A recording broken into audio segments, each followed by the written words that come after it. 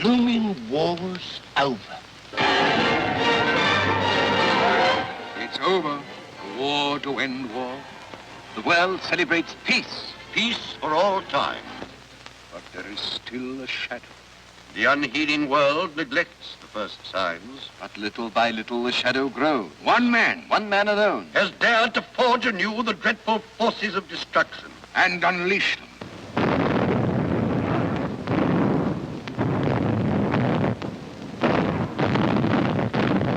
How has this thing come to pass? Adolf Hitler was born 51 years ago in Austria. Near the German frontier. He is still very young when his father died. In early life, he is sickly. But by the time he goes to school, he's sturdy enough. Just like any other schoolboy. Who could imagine that young Adolf at 7 Would have developed into this 25 years later. At the age of 19, without waiting to get his diploma, he leaves school and takes the entrance examination for the Academy of Painting in Vienna. he failed? He returns home to find his mother seriously ill. Death soon takes her. Adolf Hitler is left alone, friendless, and without means. At the age of 20, he finds himself among the pitiful army of the unemployed. He tries his hand at art again. He paints watercolors which friends try to sell for him in the cafes of Vienna. Not successfully.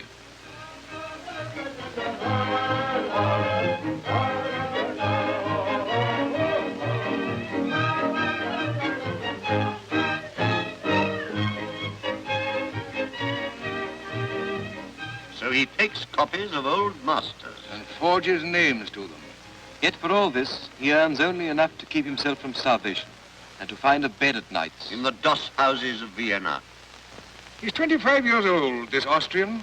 When Kaiser Wilhelm II of Germany decrees the war of 1914, The Kaiser promises, I shall lead you to an era of wonders.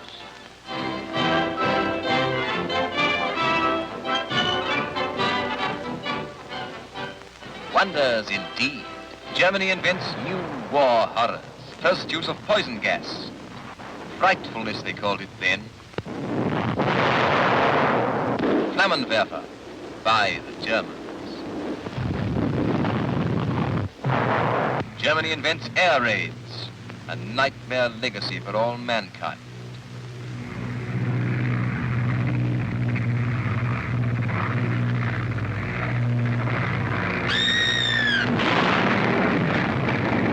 The Lusitania, 1,200 men, women, and children drowned. Spurlos versunken, sinking without trace. Another German invention. Hitler had dreamed of military glory, but again he must resign himself to obscurity. Along with Germany, his country is defeated. Is ruined. And he himself, after 4 bitter years of warfare, has gained nothing but a corporal's stripe. One other thing. We see for the first time the moustache, which was later to become... And later still, Hitler is 30 years old and a failure. So he must have remained. but the ex-Kaiser's era of wonders has turned out to be an age of grinding poverty and chaos. And it is this situation that gives Adolf Hitler his chance at last.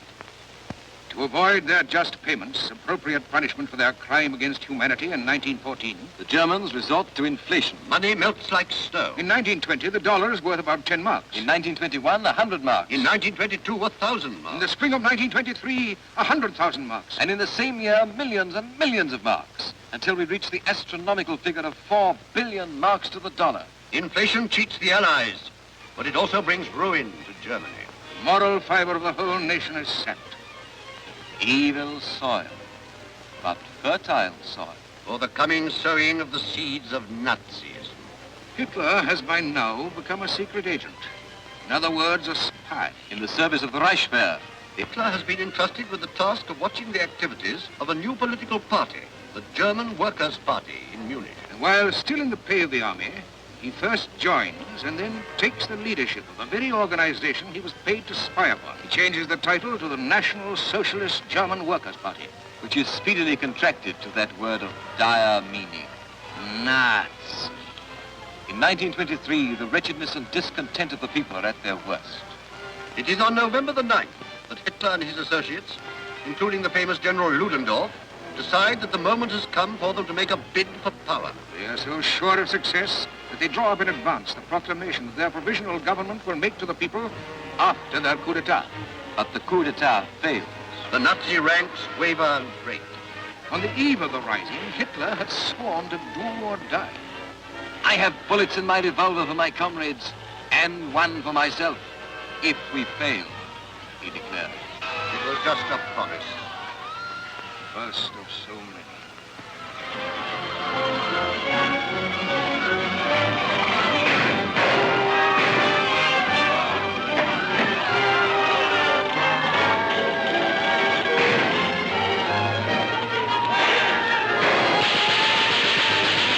He failed, but he did not kill himself. He ran away.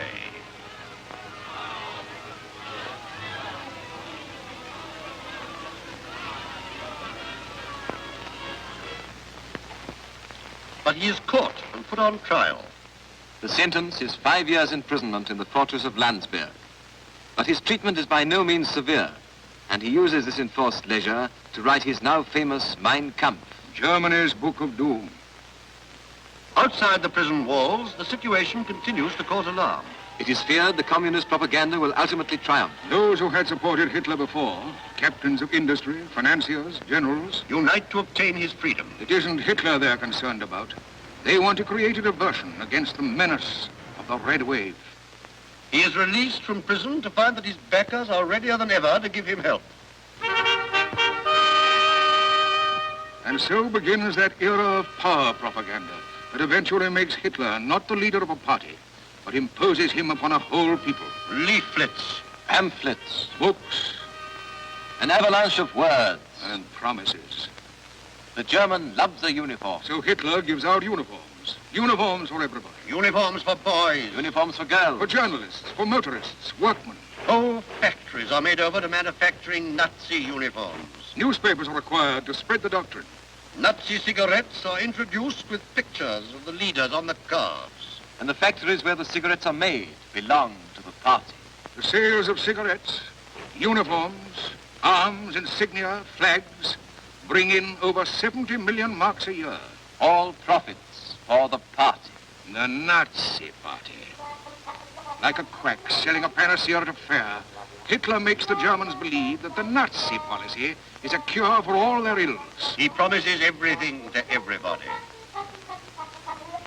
And all the time, the big parades go on. Bigger and always bigger. So that the people in their wretchedness, hungry and unemployed, swarm in their thousands into the Nazi organization. The brown shirts become an army, the private army of a single man. A man who aspires to become dictator of Germany. Dictator of Europe itself. But many serious Germans still hold him suspect. The problem is solved in one stroke, the Reichstag. Germany's parliament building catches fire on the night of February the 27th, 1933, a few days before the so-called elections, which were to confirm or otherwise Hitler's accession to the chancellorship. The communists are proclaimed the culprits. Hitler and his men declare it was meant to be a signal for a Bolshevist revolution. It was, of course, necessary to produce the actual perpetrators of the fire. So a young Dutch half-wit named Marinus van der Lubbe, found by the police in the burning ruins, Although there were no witnesses to his arrest except the police. is made the chief incendiary and put on trial. The others arrested are 3 Bulgarian communists, Dimitrov, Popov, and Tanev. He surrenders when he hears he is accused of complicity. The trial is a mockery, a solemn legal farce. Van der Lubbe has to... One day, van der Lubbe shakes off his torpor. How many more times have I got to say it? Yes, I set fire to the Reichstag. I've said it hundreds of times. This has been going on for 8 months now. This torture. I have no strength left. I can't stand it. Yes, I set fire to the Reichstag. I did it myself. Now sentence me and leave me in peace. Van der Lubbe is condemned to be beheaded. The others, except Torgler, are set free. So Hitler is confirmed as chancellor. He announces his policy. To the workmen, more wages. The employers, no strikes. To the small shopkeepers, legislation against the big stores. To mothers and children, protection against child labor. Promises. Promises that would have placed a whole nation in chains of slavery. The parade-maddened public acclaim him. Ovation succeeds ovation, but his megalomania is still not satisfied. One obstacle yet remains in the way of his ambition. Hindenburg is President of the Republic, and it must not be forgotten that Germany is a republic. The old Marshal is a legendary figure of the Great War, a national hero, a national idol still, and behind him is the German army. Is yet untouched by the taint of Nazism. But Hindenburg is old, very old, and Hitler knows he cannot live much longer. So he decides to become president too, and thus sole ruler of Germany. Then to remilitarize the nation on a scale never before known to mankind. First, however, he must deal with trouble in his own ranks.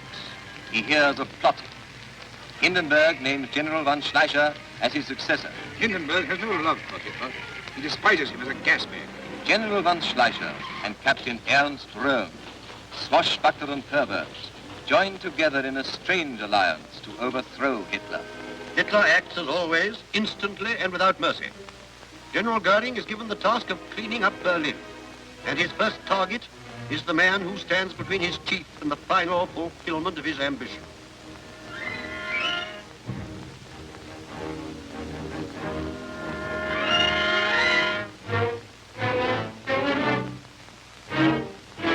General von Schleicher?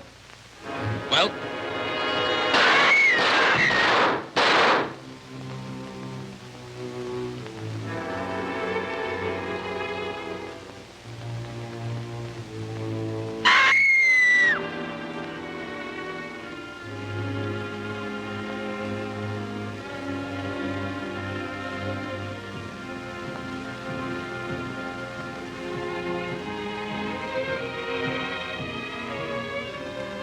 You've seen nothing, you've heard nothing. If not,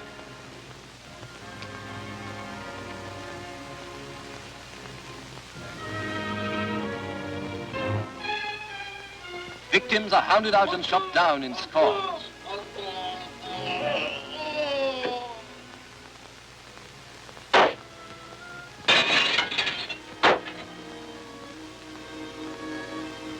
Some are told that their arrest was a mistake. They are freed.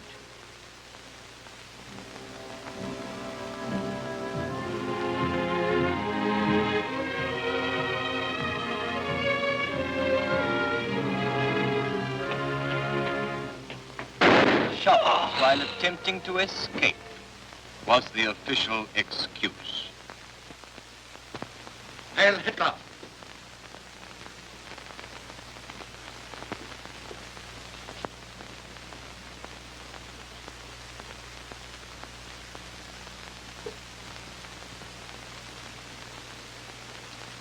Hitler sends me that.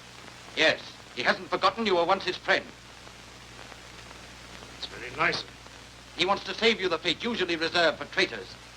He doesn't like to think of stormtroopers walking around boasting of having shot the great Captain Rome. You mean he wants me to commit suicide? Well, I won't take it. I won't make it easy for him by committing suicide. You can tell him he'll have to murder me, too. He'll have to finish the job himself to make it thoroughly worthy of him. I don't want his mercy.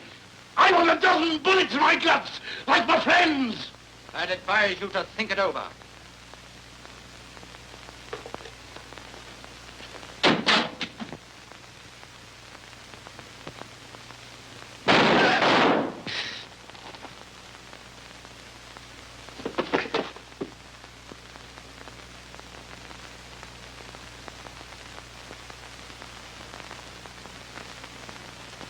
Hitler is no master of the situation. And within only a few weeks, Hindenburg has the good grace not to exhaust his rival's patience. He takes leave of life on the 2nd of August, and prolonged obsequies are ordained, culminating in the funeral at Tannenberg. The German papers that announced the president's death at the same time published the text of a law adopted the day before, While Hindenburg was still living. decreeing Hitler president and chancellor. The same day, German troops are compelled to take a strange new oath. An oath of fidelity to Hitler personally. I swear by God this sacred oath that I will render unconditional obedience to the leader of the German Reich and people, Adolf Hitler, the commander-in-chief of the armed forces, and that I will, as a valiant soldier, at all times be ready to stake my life for this oath. And while the German people mourned the passing of the great Marshal, the Austrian upstart secured himself finally in position as head of the German state. All that remains is the election. To confirm his succession. The people must decide. A foregone conclusion under the mass attack of Goebbels' hysterical propaganda. Hitler is duly confirmed. More acclamations. More ovations. But the public expects more than this. They want the fulfillment of all those pledges. Hitler cannot deliver. But he can and does dope his dupes with growing doses of anti-Semitism. He puts into effect his theory of racism, according to which only the 100% Aryan is worthy of living and propagating his kind in Germany. How different from the ideal are the leaders themselves.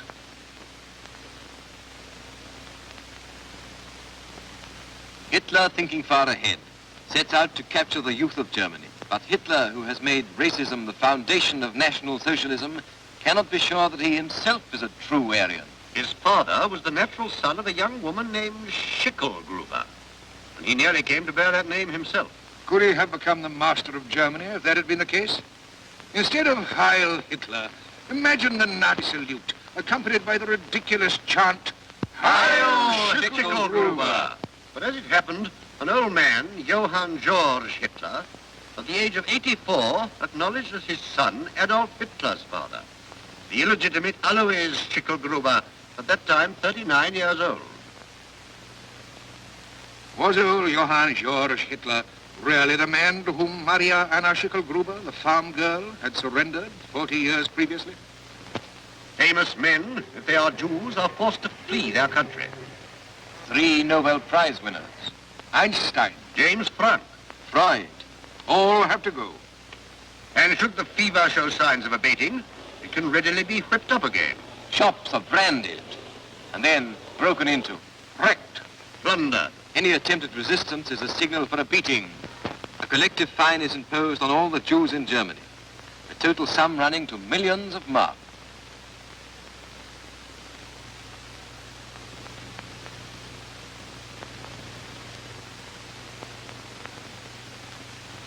Those who resist go to the dreaded Dachau concentration camp, where 100 die in the first 5 weeks. But in any case, the money is collected.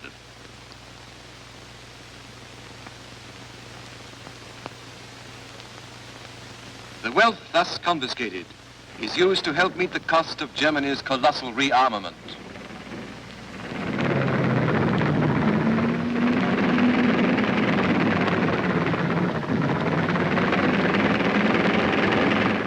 Not all the money is used in this way. Some goes to line the pockets of Nazi leaders.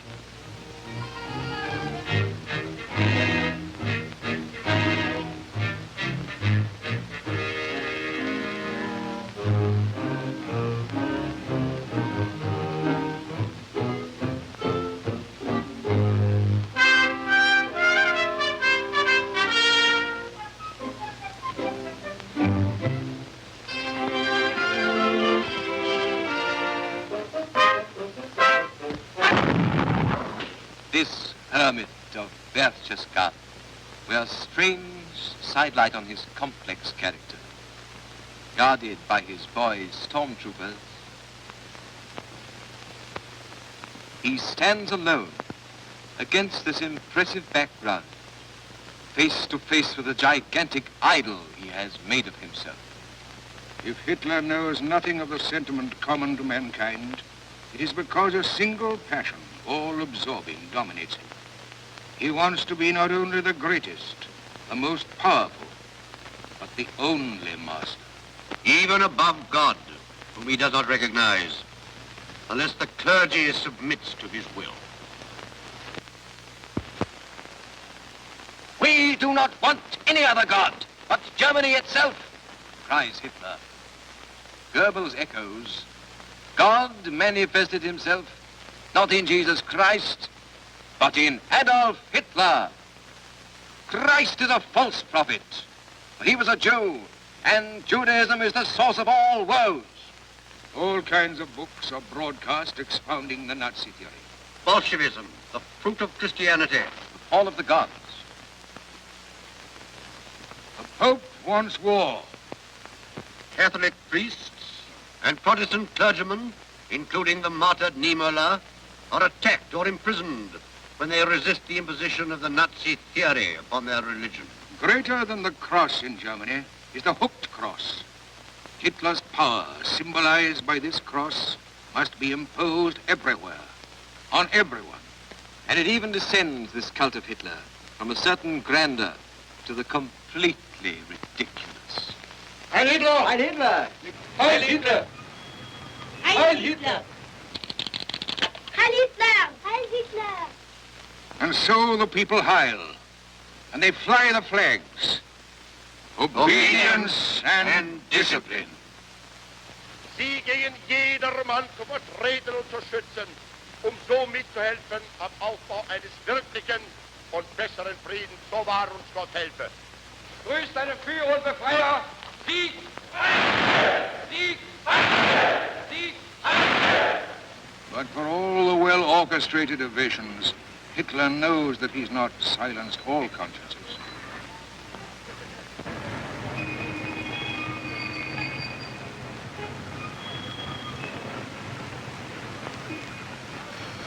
There are still those who would like to reach behind this living wall of machine-made enthusiasm. The only news that they get in their newspapers is Nazi news. And it is forbidden to listen in to foreign radio. The Nazis try to create a Germany of just one opinion, one point of view. The human mind in quarantine. Punishment for listening in to foreign countries is severe. In the final resort, the penalty is death. German newspapers themselves have announced sentences for this crime of penal servitude ranging from 3.5 to 5 years. Crime of wanting to hear the truth.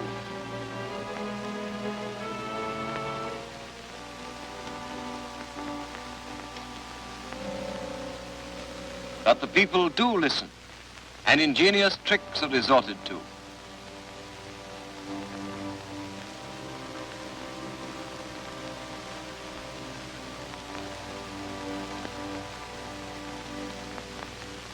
Still parades, and more parade. With Hitler now apparently assuming the role of a Nazi Nero.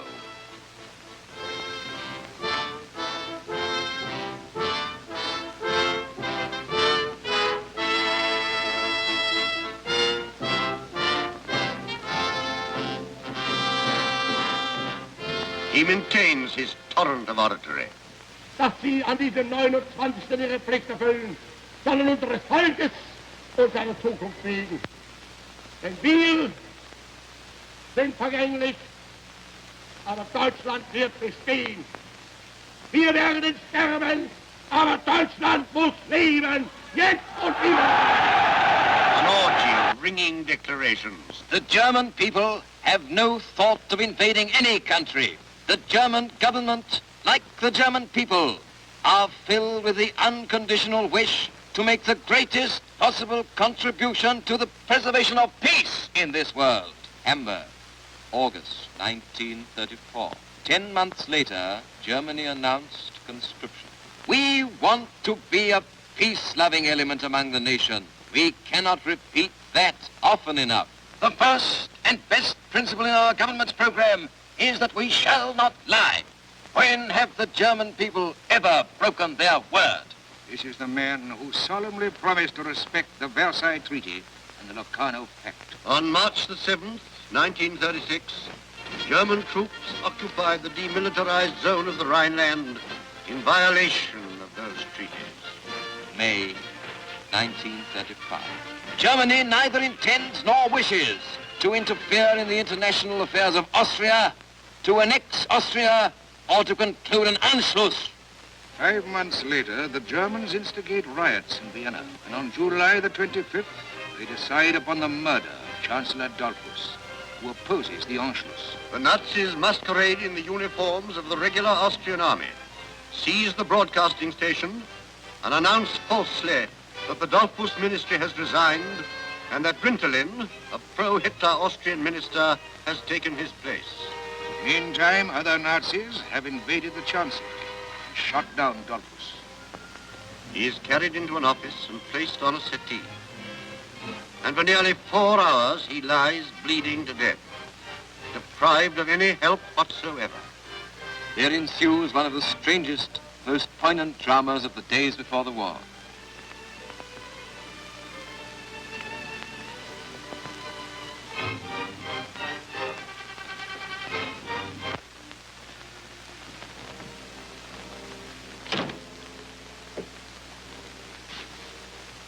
Is that you, Fay?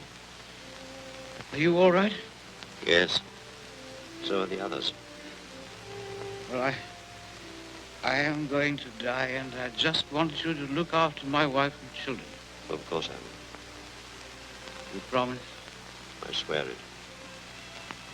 For the time being, our good friend Mussolini will look after them. We can trust him. Chancellor, I allowed Major Fay to come here so that you could speak to him on serious matters. The first and most important thing for you to do is to order the army to make no move against us. Send for a priest. Chancellor, you shall have a priest on conditions. Yes? Give immediate orders that Rintolin shall be placed at the head of the government and that the army shall take no action against us. I only want peace. No blood must be shed on my account. But Schuschnigg is the man to form a new government. I tell you, the man we insist upon having is Rintolin. The one man for Austria is Schuschnigg. Dollfuss dies without yield. The Nazi attempt fails. Austria remains Austria. For the time being. An immense throng attends the state funeral of the little Chancellor, and Cardinal Initza, Archbishop of Vienna, declares, He endured the death throes of our Lord, surrounded by enemies.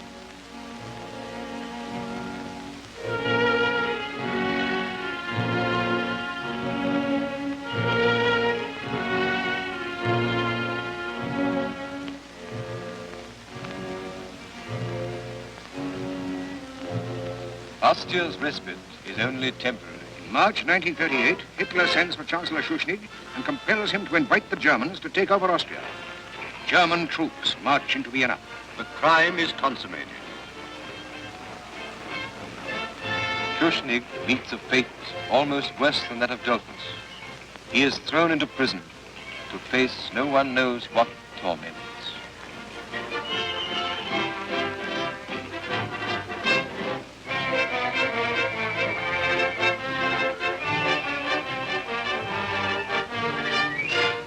Cardinal Initza sees his palace invaded and sacked by a fanatical mob of Hitler youth.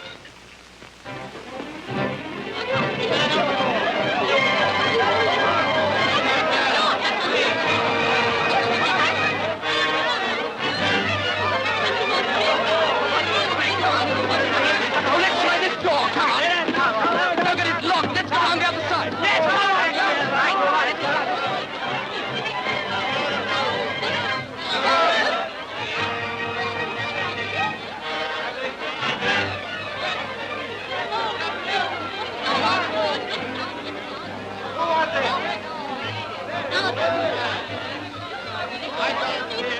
Hello, police.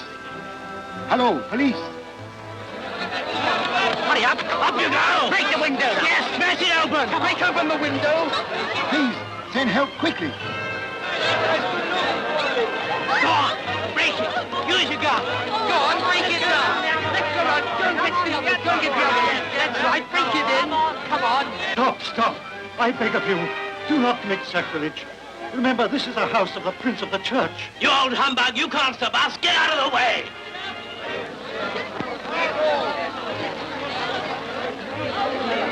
Come on.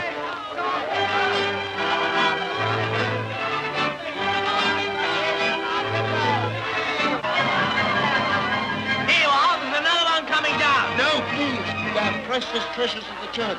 Get out of the way. If he won't let it go, send him down with it. Send him down.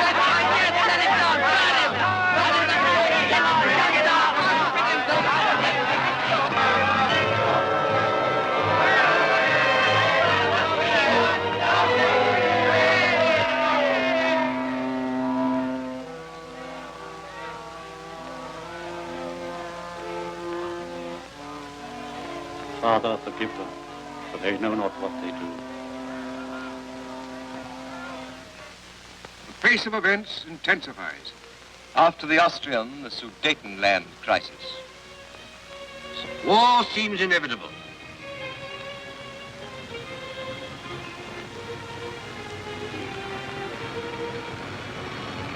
But the Pact of Munich establishes a new agreement. Hitler guarantees formally and solemnly Czechoslovakia's new frontiers.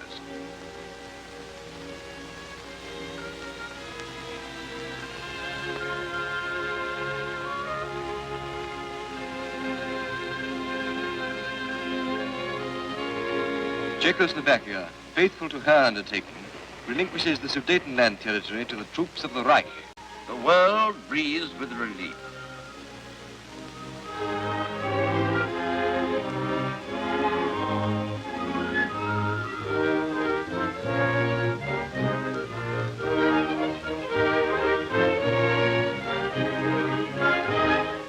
And on the 26th of September 1938, Hitler says of the Sudetenland, This territorial claim is the last I have to make in Europe. I have assured Mr. Chamberlain, and I repeat now, that when the Sudeten problem is settled, Germany will not raise any more territorial questions in Europe. Here are the words from the Führer's very mouth. Ich bin Mr. Chamberlain dankbar. Ich habe dem versichert, ich habe weiter versichert und ich wiederhole Sie, dass wenn dieses Problem gelöst ist für Deutschland, es kein territoriales Problem in Europa within gibt. 6 months, the promise is broken.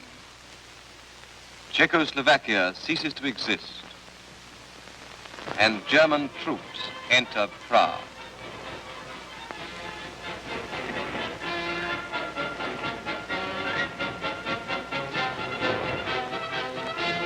In the same month, the ogre of Berlin swallows the mere morsel of Memo, the Lithuanian port. Great Britain decides upon conscription, and Hitler is solemnly warned that any further act of aggression means war.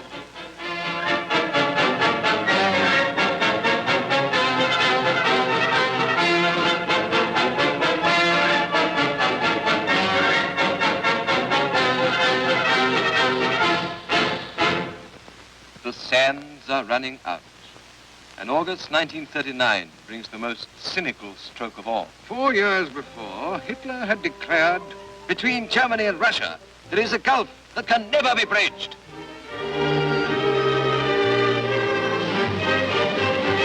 But von Ribbentrop arrives in Moscow to sign a non-aggression pact between Hitler and Stalin. the astonishment aroused throughout the world is soon tinged with irony.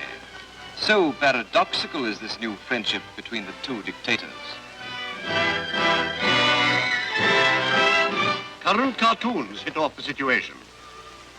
I've changed my emblem a little just to please you. There's nothing new under the sun. Hitler and Stalin disguised as Frederick II and Catherine the Great. Germany is no less astonished than the rest of the world. Especially the older people who are unable to understand such a fantastic somersault. But Hitler has always concentrated on youth. The young people are his. Caught up in their earliest years in the great Nazi machine. They think as Hitler wishes them to think. They will do only what Hitler wishes them to do. Their fanatical belief in their leader transcends all other considerations. Even family ties.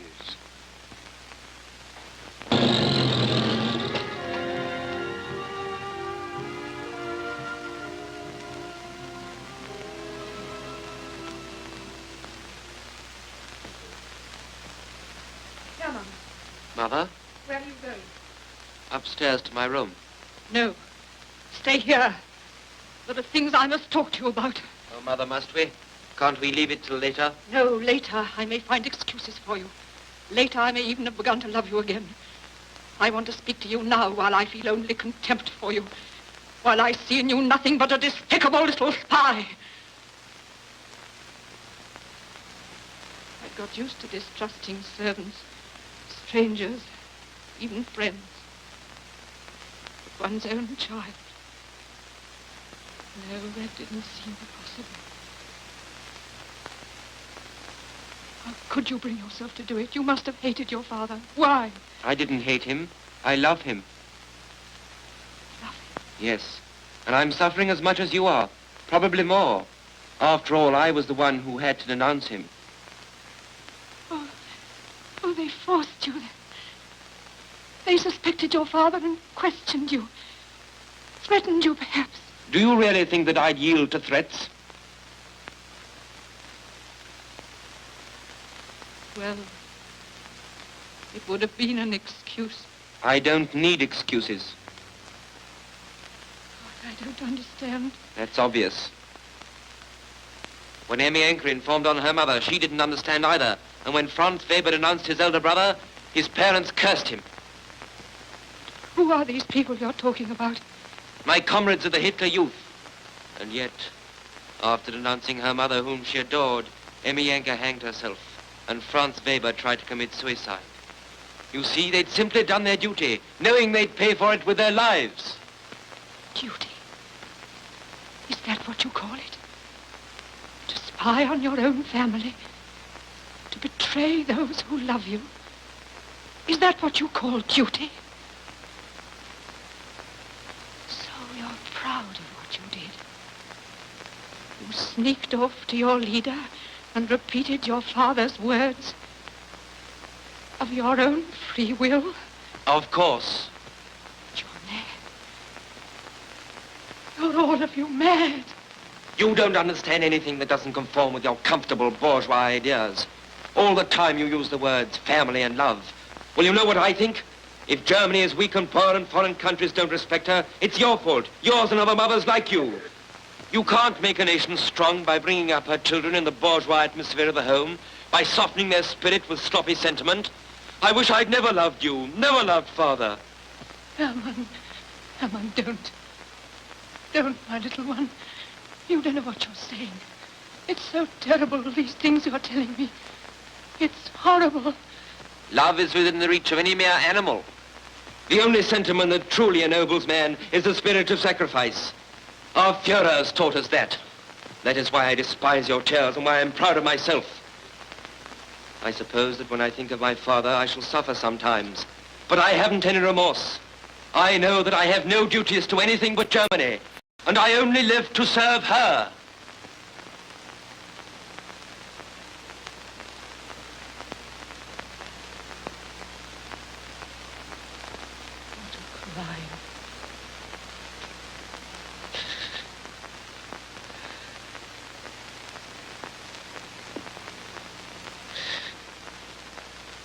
What a crime.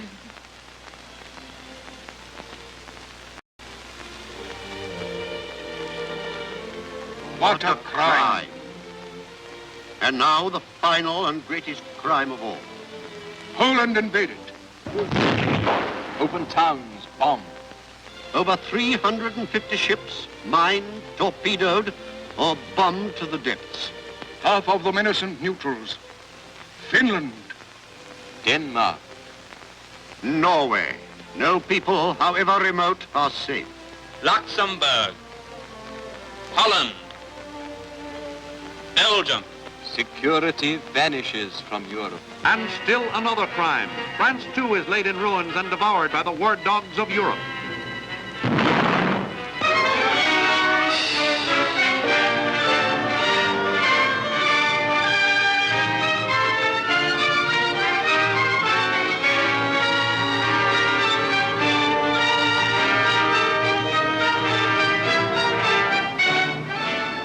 Why did Hess fly to the British Isles? Although it has not been officially admitted, the world now has reasons to believe that Hess came with a peace offer. Stop the war and join the Nazis in a joint war against the Soviet Union.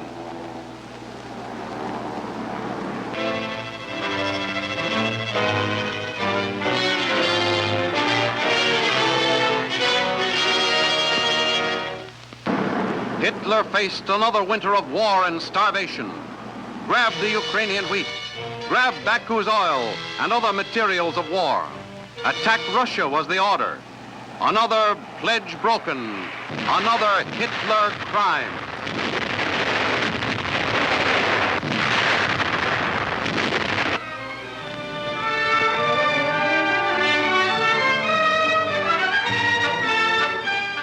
Eastward, westward, where to next? Will this man be the master of your destiny? America answers no.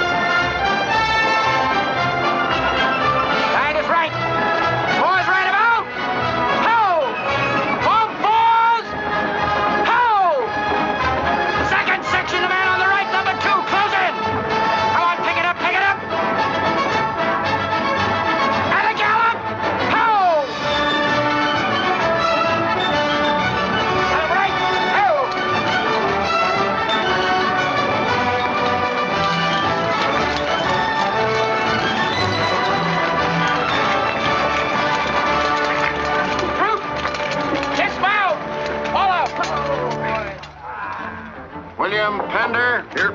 Charles Sawtell. Here. Jeb Stewart. Yep.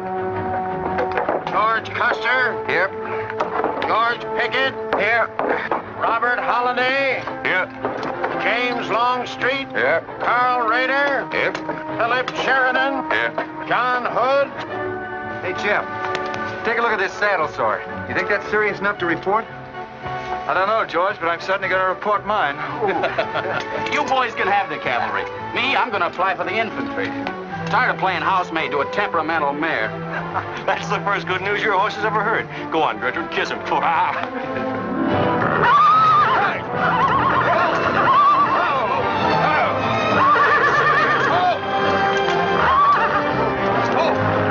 Stand still, you devil. Steady, boy. You weren't so hard-headed, you wouldn't hurt your mouth. I told you before we started you had that curb chain on too tight. It's not the first time you've cut his tongue. You ever try putting a curb on your tongue? No. Nobody else ever tried it. I suppose it takes one of you Southerners to handle a horse. Well, at least we know how to harness them. You know how to harness Negroes down south, too, I hear. With a strap across their back. Come on. When are you going to take a punch at him? Too close to graduation. Besides, if I've waited 4 years, I guess I can wait another week.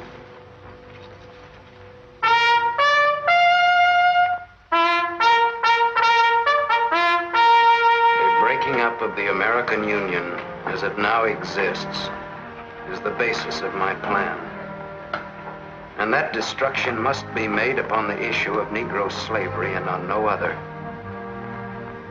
The Union must then be reorganized on the great principle of emancipation.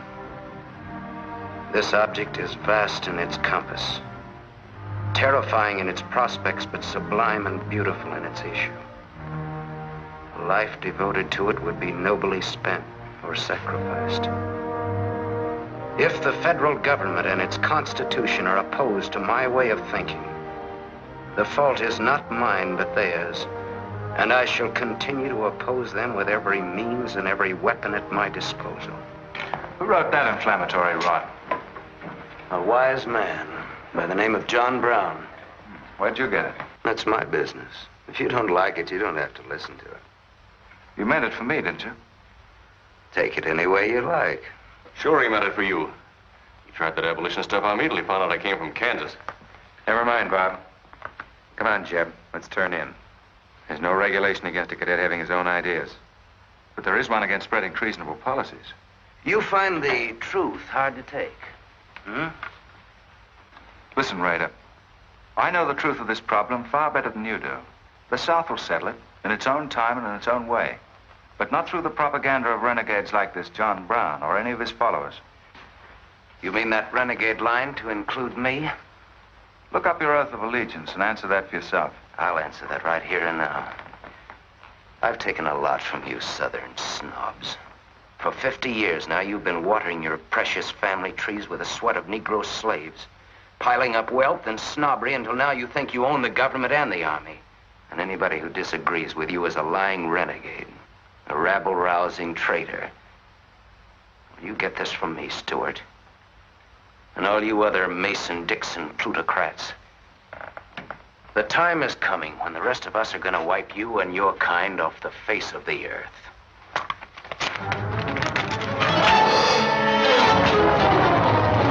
Sheriff, don't be a fool! No, let them point it out.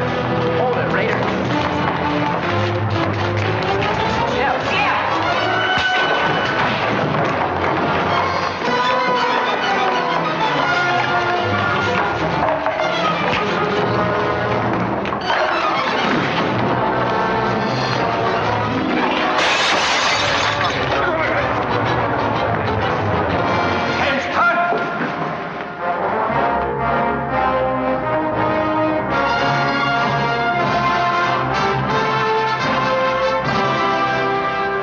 I've been aware that a disturbing force has been active among the regiment of cadets.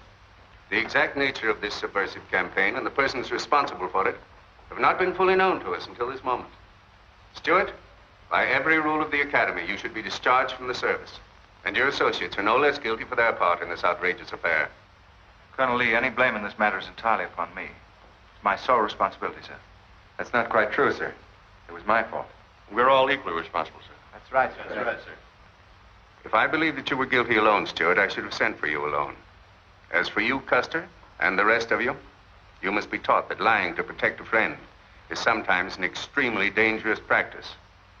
I'm not so greatly concerned about the fight itself as I am about its cause. All 7 of you men violated the first sin of military conduct, the traffic and violent exchange of political ideas, which are not the affairs of an American soldier. You must be punished, and punished severely. I shall request of the War Department upon your graduation next week that all of you be assigned to the most dangerous branch of the United States Army. The 2nd United States Cavalry, now stationed at Fort Leavenworth in the Kansas Territory.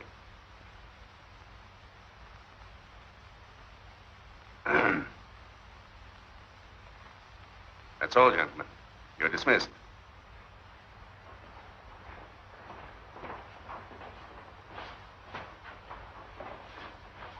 Now send for Cadet Raider. How can you beat that? Fort Leavenworth, suicide station, Kansas, and the Santa Fe Trail. What a piece of luck. That's it, and the cavalry, active duty, promotion. Why, we'll all be generals while the rest of these fellas are still shaping. Oh, that's desolate country, Jeff. Nothing grows in Kansas but trouble. What are you talking about? I grew up out there, didn't I? I suppose he's not. Oh! Yeah, wait till I get you boys out there. Man alive, that's my stamping ground. Well, hey! Here's my Kansas! Come on! These pamphlets were found in your quarters. Dozens of them. Together with a letter written by a member of the Abolitionist Party, instructing you to distribute them among those cadets who appeared to be sympathetic to their cause. How long has this undercover activity of yours been going on? Long enough. Very clever idea of your fellow conspirators to plant an agent in our midst. Your dishonorable discharge will be drawn up at once, and you'll be given until sundown to remove yourself and your personal belongings from the limits of West Point. Good.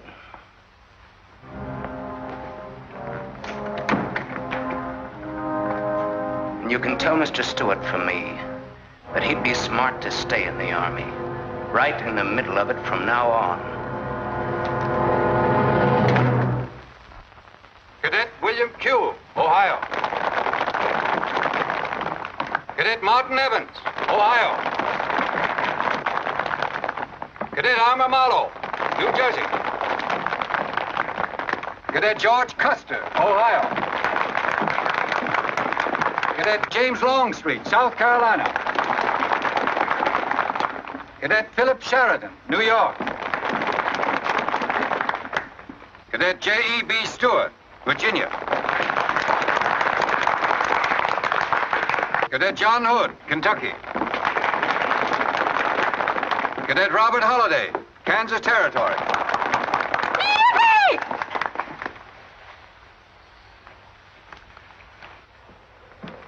Cadet Jason Wood, Virginia. Cadet George Pickett, Virginia. My sister Kit. Thought 2 years in Boston would make a lady out of you. So did I. It just popped out. Cadet William Keel, Ohio.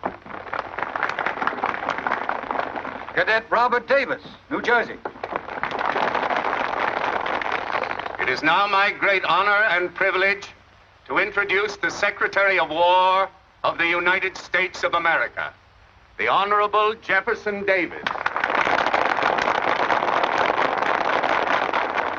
Officers and gentlemen of the class of 1854, their welcome guests and their very proud families, I'll not keep you separated very long, as I myself once sat in your place and endured an interminable address by a very tiresome general.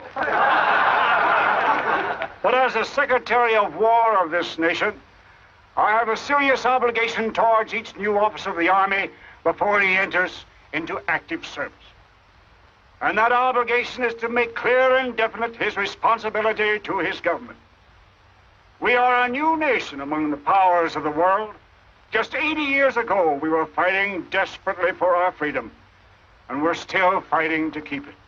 We are not yet a wealthy nation, except in spirit. And that unity of spirit is our greatest strength. You men have but one duty, one alone, America.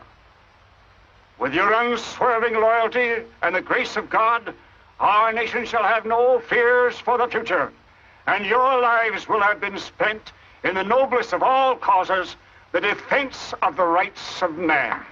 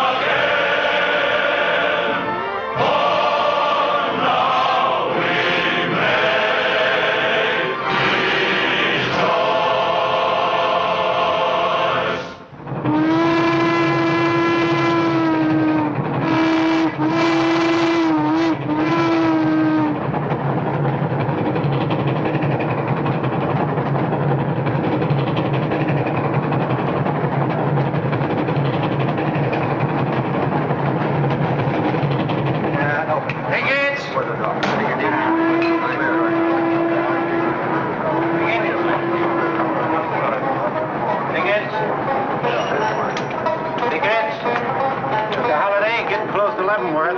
Yeah, it's a shame this tea kettle of yours doesn't go any further. What for? There ain't nothing to go to. There's half a nation out there, Cap. Someday I'll build a real railroad to open it up, clear to Santa Fe. For a man who made a fortune out of horses, you sure got a heap to learn. Hey, Cap, tell the boys to speed it up a little, will you? The last time I had to get out and help them chop wood for the engine. Well, the first time you rode with me, I had to change your diapers. Hey, Cap, where am I going? Looks like you're going to Hades. Just wanted to know. Bob's been telling us about that railroad to Santa Fe so long now, Mr. Holliday. Surprised to learn it hasn't even been built. Well, that's not our fault, Stuart. You can't build a railroad over blood-soaked ground like Kansas. Decent settlers won't use it. We're losing thousands of pioneers to the Oregon Trail. We heard about the raid at Osawatomie last week. What is the true situation out here, sir? Well, Kansas is a territory and not a state. We're ready to join the Union, but the big question is whether we'll go in as a slave state or as a free state. On one side is most of Kansas pro-slavers, people who came from the South. On the other side are the abolitionists led by John Brown and his sons. Between those two elements, they've made Kansas a boiling pot of rebellion and massacres. That's why the Army sent you boys out here to Fort Leavenworth. See, suicide station. It's quite an honor. Excuse me, will you, sir? Surely. You know, the first time I saw you at the graduation, I thought of what Napoleon said when he first met Josephine. What was that? He said, I never knew this savage land they call America could breed such perfect beauty in mortal form. Thank you. That's a lovely line. Yes, isn't it? George has been using it for years, haven't you, George? I wish I could think of nice things like that to say. You wouldn't like what I'm thinking now. You were going to tell me something more about Kansas. Yes, what do you do on Saturday nights for fun here? Well, as I remember, half of Leavenworth takes a bath and the other half gets drunk. And since there are only 2 bathtubs in town, things get kind of exciting around midnight. Kid! By the way, how'd they ever come to name you Kid Carson Holliday? Well, Mr. Carson and my dad were very good friends, and they were so sure I was going to be a boy that they named me before I was born. Oh, I see. Well, I'm certainly glad they were wrong. Me too. Me too. Me too. Hey, conductor. Yeah? What are you going to do about that? About what? I'll tend to that. Hey, I thought I told you them Negroes had a right in the last coach. Their tickets give them the right to ride wherever they please. Now, I don't want any trouble with you, mister. And you better leave us alone. Well, I don't know what this country's coming to. Tickets? Stop shaking, Hannah. There's nothing to worry about. We're only a half an hour from the border. If we don't hurry, they'll be across the border. All right, go ahead.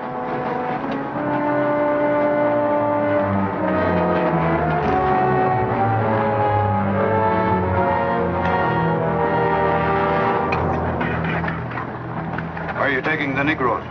What business is that of yours? We're asking the questions. Are they free or bond? Here are the papers. You can see for yourself. Yeah, that might mean something if we didn't know who you are. Now, don't you make a move. We're taking you and them off of this train while they're still in Missouri. Now, come on, get up, all of you.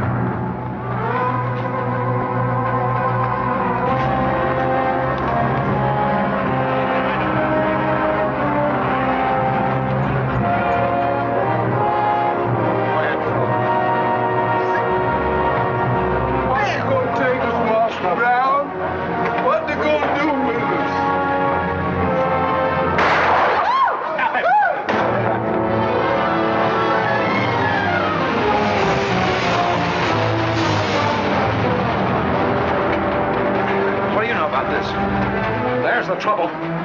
Negro slaves. He was trying to sneak them across the state line. I'll get that murdering jayhawker for this if I have to hang for it. Who was it? Oliver Brown, one of John Brown's scurvy litter. Better than a doornail. Come on, you gape-eyed greenhorns. Give me a hand. There ain't no use spoiling the carpet. Come on, get him out of the way. Come on, Jim. Now, don't get excited, everybody. Sit down, please. This is what they mean when they call it bloody Kansas. There'll never be any peace along the Santa Fe Trail while John Brown or any of his followers are alive.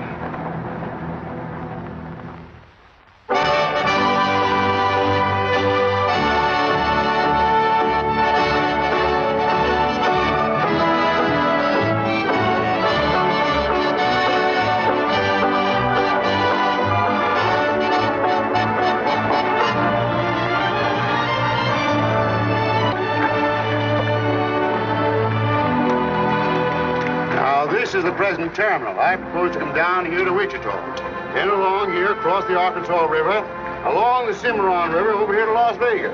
Then on into Santa Fe. Now, that'll be our first section of track, from Leavenworth to Wichita. Right over the trail. How soon do you figure to start? Well, the men back east say they're ready to put up the money as soon as we can prove that a railroad through Kansas is safe and will pay. Dad! Yes, kid? Where did you put the loading list? List? Gosh, I clean forgot to make one out. That's great. 98 tons of freight ready to roll and no orders for loading. How'd you run this business while I was away?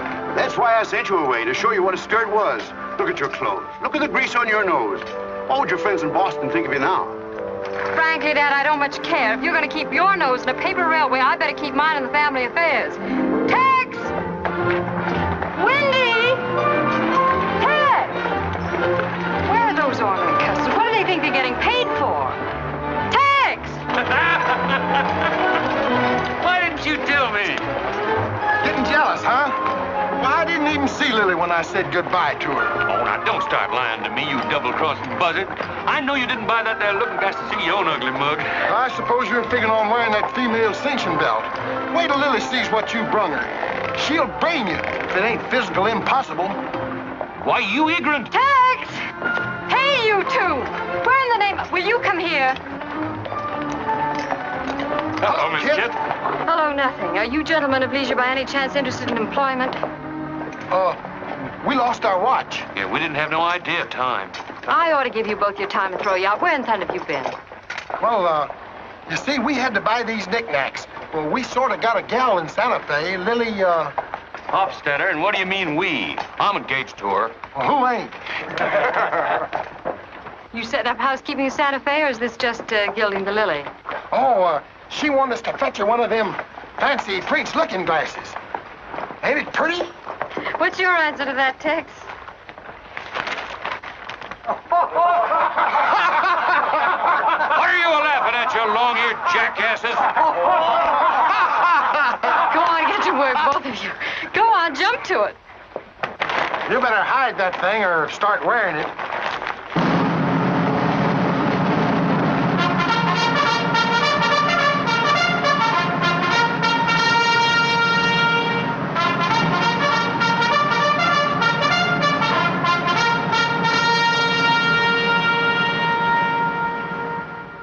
I'm going to put you new officers straight from the start.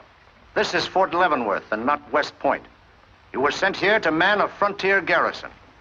3 of the officers you're supposed to be replacing are buried back of the hill in the little military cemetery. The other 4 haven't been found yet. The Regiment of Mounted Rifles has only one job, to keep the peace in Kansas. And we're here alone. There's no other fort between us and Santa Fe, and we're proud of that responsibility. We've got a tough reputation in the Army, but they respect us in the West. See that it stays that way. Order of the day. Lieutenants Longstreet and Holliday, take B Troop and put them through close order drill. Lieutenants Stewart and Custer will take 8 men as an escort for the freight caravan, leaving at noon for New Mexico. Draw the usual supplies and report to me for final orders.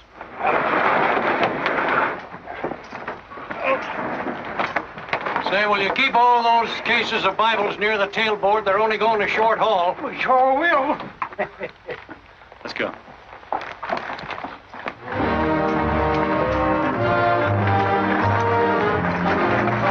Convoy ready, sir. We're ready if you are. Good. I hope you have a nice, quiet trip. On any other kind, I'll lose money. Oh, we'll try and save you that. We'll see you in 6 weeks, sir, with luck. Just keep your eyes open, boys, and move fast. You'll like the scenery, but don't trust it. Right. Goodbye, sir. Goodbye, Stewart. Goodbye, Custer.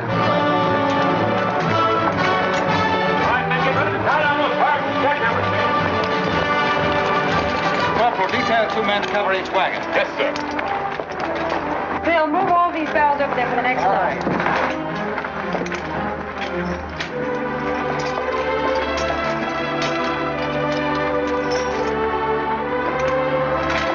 Well, hey, looks like we both got the same idea. Looks that way. How are we going to work it? Here. I've got an idea. Let's draw for it. Fair enough. Right.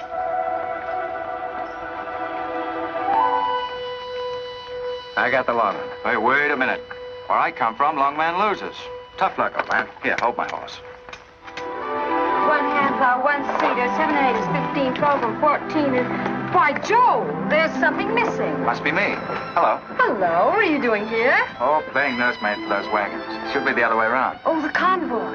That's a silly idea, Dad. He thinks that man John Brown's behind every bush. Well, it's not that I mind so much. It's being away from you for 6 weeks, just when we're getting started.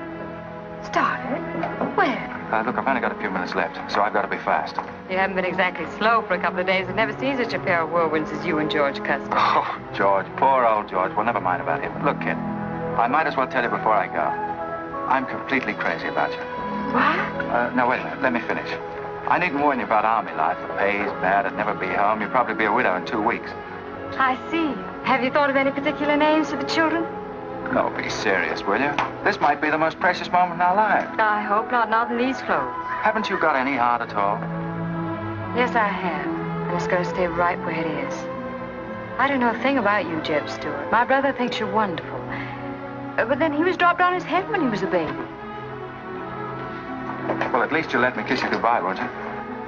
Oh, well, it's quite an honor, but no thanks. I don't really deserve it. Well, hello. Say, this is quite a surprise. The corporal's looking for you. Says it's very urgent. I'll bet. Kit, we'll take this up later, right where we left off. Now, George, don't be long-winded. Listen, Kit, we're due to leave in a minute now. There's something I've got to tell you. I'm head over heels in love with you. George, you sound just like an echo. Oh, Kit, pardon the interruption, George. Oh, man, Kit, there's something I forgot to ask you. Have I got any real competition? How do you think any girl would answer a question like that? Well, she'd tell me the truth. Then you'd both be crazy. Get going, you bullwhackers. Through desert heat and dust, your throats will soon be choking. Your head's about to bust. The water when you're thirsty. And all you get to eat is aromatic antelope and sun-baked buffalo meat. We may not even live to get our pay. But even if we don't get paid, there ain't no job we trade for hauling freight from state to state along the Santa Fe. Hauling freight from state to state along the Santa Fe. There's trouble riding with us all the way. Did you think over what I said, Kit? Every word. Take care of yourself, George. Don't worry about that. Goodbye, darling.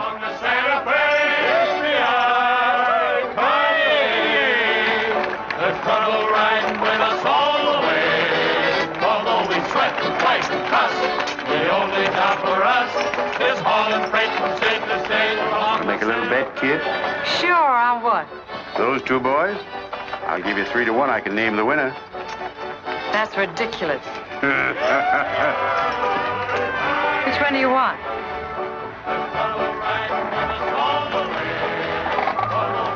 I'll take that bet. Good.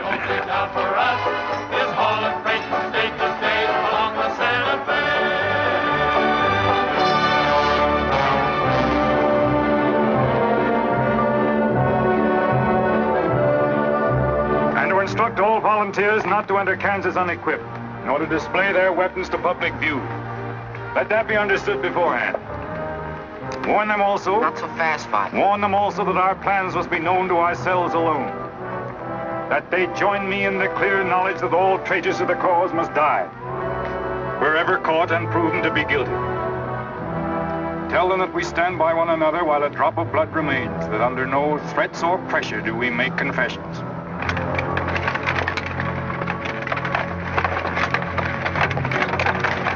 All right, that's our camp. I might as well tell you, when you get this far, you don't turn back. You don't have to worry about us. We ain't the kind that quit. That's fine. Just see you keep it that way. Save all of us a lot of unpleasantness.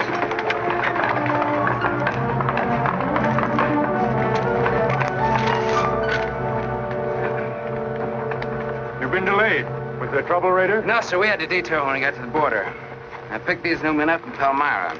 Volunteer, sir. There are the credentials. From Illinois. You've come a long way, and we'll go the rest of it. We came here to fight slavers. The sooner the better. That's good. We'll put you to work at once. Kit Spinner, look after these gentlemen. Fine. This way, boys. We've received the news we've been waiting for. We break camp, Raider. Yes, sir. Let's start tearing down these tents now.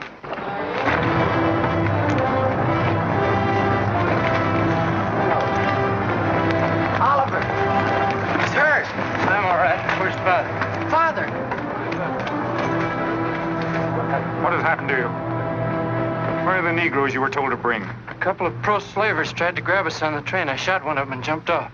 You left 4 helpless people alone to save yourself. I had to do it, Father. It was me or them. You cowardly fool. In future, obey my instructions. We leave at once.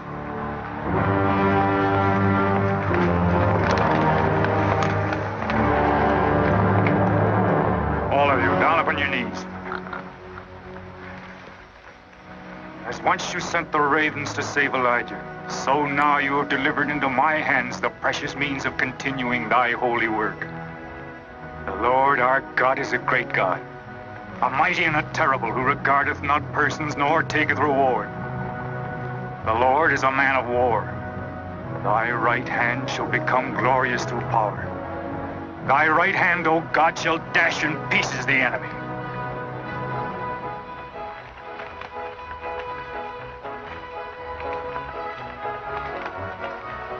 Hey, Oscar! When we cross the river, you watch out for that wagon that's got my looking glass.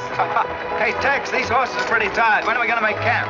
Oh, as soon as we cross the river, and then we'll be out of danger from both sides. You know, Lieutenant, I'm sure glad we're leaving civilization.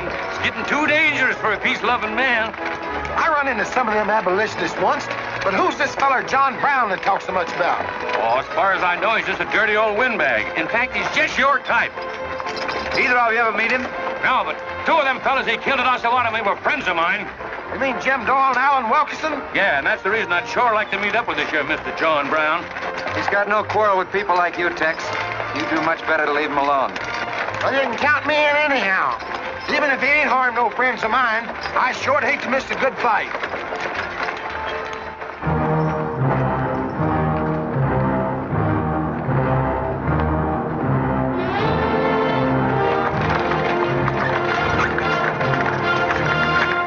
This is wrong, Father.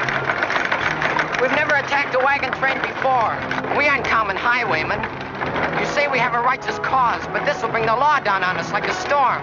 We recognize no law but the law of God. You will do as I command.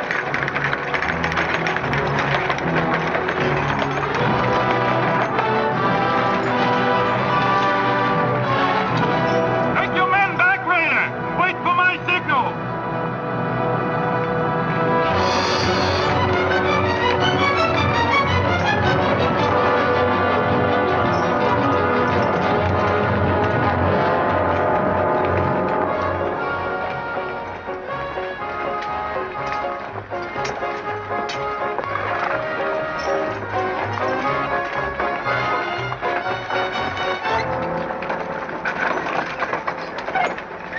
Howdy, strangers. Good morning. Are these Holiday's wagons? That's right, sir. My name is Smith, Jonathan Smith of Newton. Well, what can we do for you? I believe you are carrying some freight consigned to me. Oh, it might be. Have you got something to show for it? I have this receipt from the shipper. Come a long way with an empty wagon, haven't you, Mr. Smith? Newton's about 100 miles from here. My home is in Newton, sir, but my place of business is much closer to the trail. Oh, I see. I thought your horses looked pretty fresh. Ain't cases of Bibles. That's right. Come on, Wyndham, we'll unpack these Bibles for the parson. Jason, bring up your wagon. Get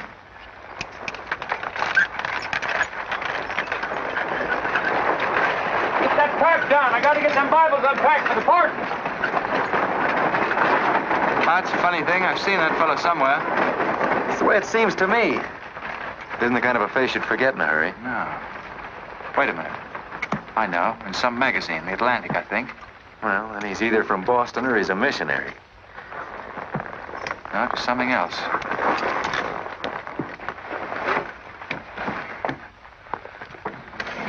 Been a lot of bad trouble over across the river lately, Mr. Smith. That murdering skunk John Brown's on the loose again. Better keep your eye peeled for him. Thank you. We shall. This stuff sure is heavy for Bibles. How would you know? You ain't never even saw one.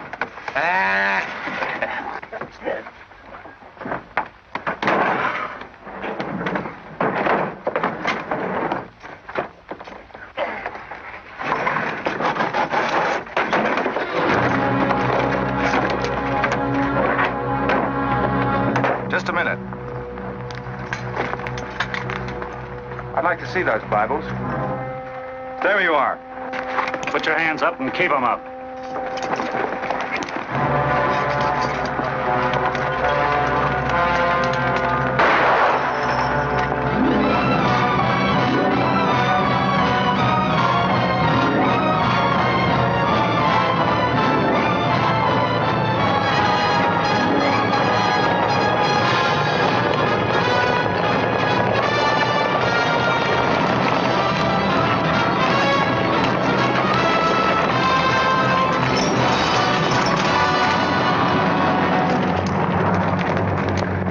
you to make no move towards your gun. Bring up the other wagon. Now then, quickly with those other crates. All right, get a move on there. Only the ones marked Bibles. Hey, Chip. Look. Our friend Raider. Well, this is a surprise. The commission in the cavalry, too, huh? I see you've got the commission you were after. You know these men, Raider? Yes, sir, very well. This one, Stewart, comes from a rich slave-owning family in Virginia. He called you a lying renegade once, and I jumped him for it. John Brown. Him? John Brown? John Brown? I have nothing personal against you men, but I will deal harshly with any interference. I might have known you'd wind up with this outfit. Well, that's one of the troubles with the Army, Stewart. They don't teach you to think ahead. They do one smart thing. They teach you never to turn your back on an enemy without first making sure he's harmed. Stop this. We'll not saddle ourselves with a killing just to satisfy your personal quarrels. One more murder won't mark you any deeper than you are now, Mr. Brown. I intend to be a marked man. Back to your horse, Raider. Back to your horses, all of you. I've given you fair warning. You can keep your heads or lose them as you wish. Move on.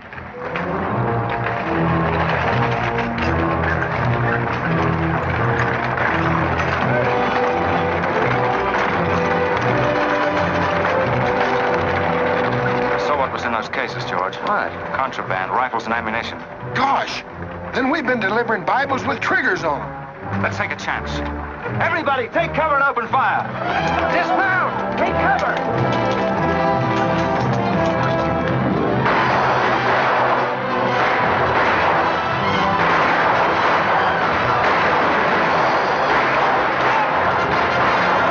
Cover the wagons and move back. We mustn't lose any more men. Get back! They're getting away. No, they're not. We're going after them. Hey, wait a minute. The outnumber is 3 to 1. Well, if it makes you nervous, don't count them. Come on.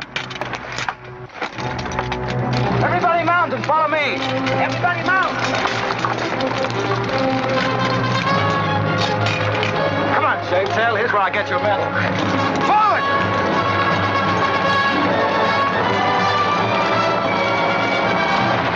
Get those wagons out of here! Come on!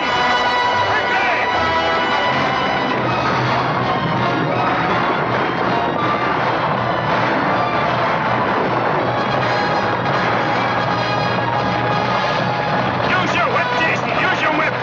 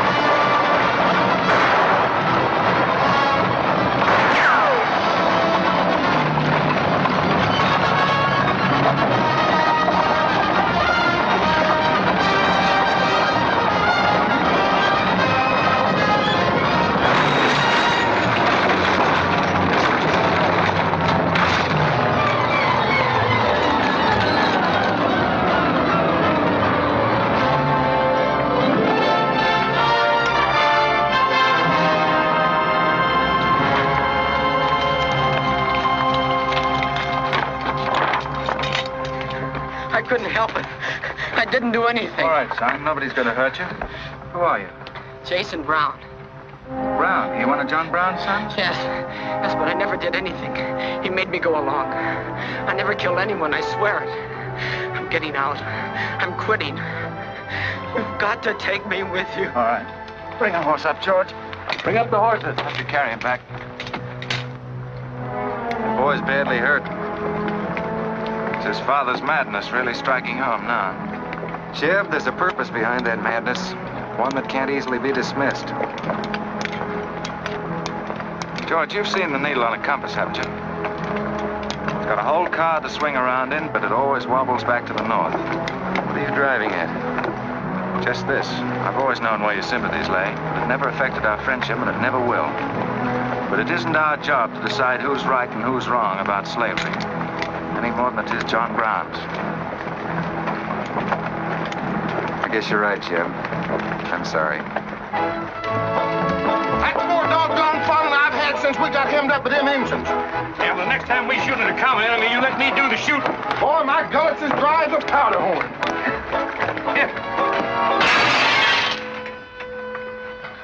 Get up! You busted Lily's looking glass. When she looks at herself in that, she'll think she's 100 years old. Or more.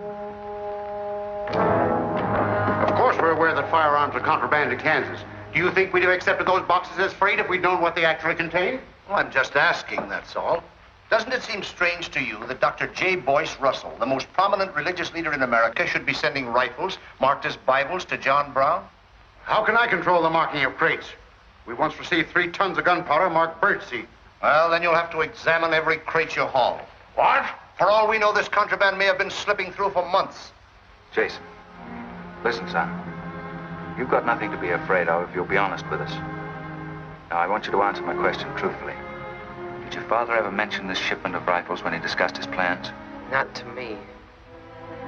He never confided in me. Just Fred and Oliver. Fred and Oliver? My brothers. Where are their headquarters? I don't know where they went. They have a dozen places. I don't know. All right, kid. Don't worry about it.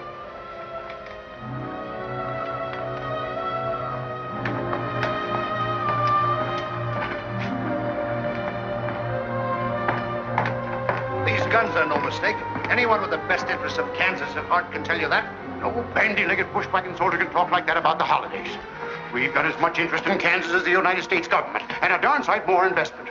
We were here before the Army came, and by Godfrey, we'll be here when you're gone. If you think you can... Sir. Well, Stuart, what did you find?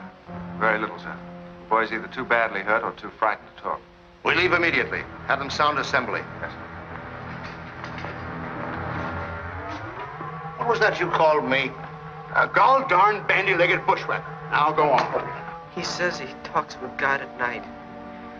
But God doesn't tell people to kill one another, does he, miss? He's a good man in a lot of ways. But he's changed since Osawatomie. Those people he killed. They got down on their knees and begged him for their lives. And he struck them with a sword. Him and Rader and Kitzmiller. I was there. I saw it done. I tried to stop them, but they pushed me aside. That's how it was. We're starting at once. I'll take the first troop west to Tecumseh. Stuart, you and Custer will take the first platoon of B troop and search thoroughly from Clinton to Dutch Henry's Crossing. Is that clear? Yes, sir. These are your orders. Find John Brown and bring him back here, alive if possible.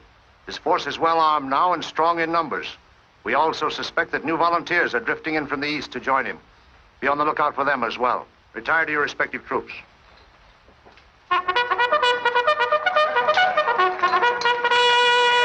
What's that? They've caught some more of us. No one's been caught, Jason. Not even you. You've committed no crime to be afraid of. I'm sick of being afraid. I'm sick of hiding like a hunted thing. I want to walk free like other people. You will, Jason. You're safe now. No, I'm not. Not as long as he keeps killing and thinking that he's right. He can't be right, can he, miss? I don't know. His reasons may be right, Jason. They may even be great and good reasons. But what your father is doing is wrong. Terribly wrong. And he'll keep on repeating that wrong as long as he lives. Then I'll never be free of him until one of us is dead. I know that now. My life don't mean anything. But if he dies, Maybe this whole scheme of his will die with him. I'd rather have it that way. His life. Even if he is my father, against many thousands. I'm gonna tell you where to find him. Oh, Jason, I'm not trying to... I'm gonna tell you anyway. In the house of Shubal Morgan, Palmyra. That's where they went. That's their headquarters. Tell the soldiers. It's better that way. His life against many thousands.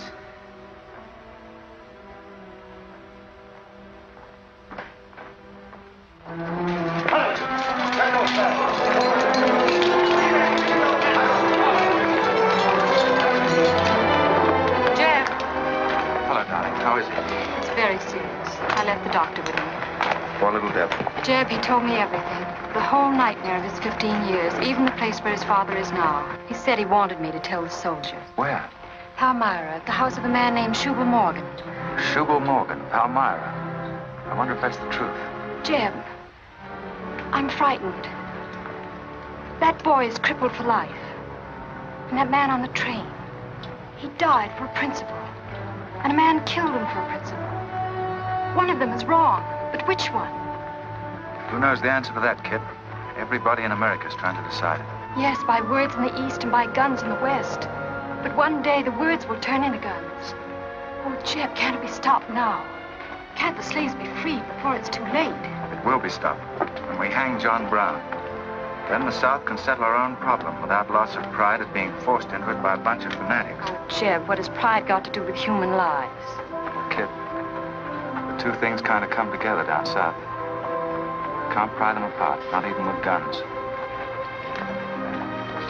I hope that's going to be the same way with us.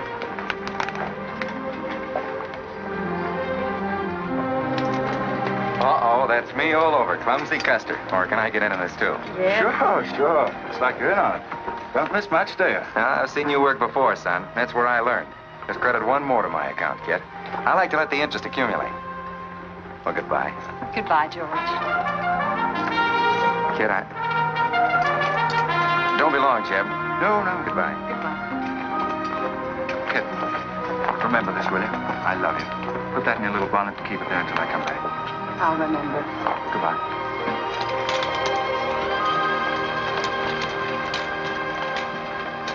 Hey, Lieutenant! Hello, boys. Hello, Lieutenant Jeb. Say, I want you to keep an eye on Kid for me while we're gone, will you? Heck no, we're going to hunt John Brown with you. What? Yeah, we come to join up. Who do we see? A couple of flat-footed rumputs like you in the Army? Why, you'd get lost. Boys, you better go home and sleep it off. So long.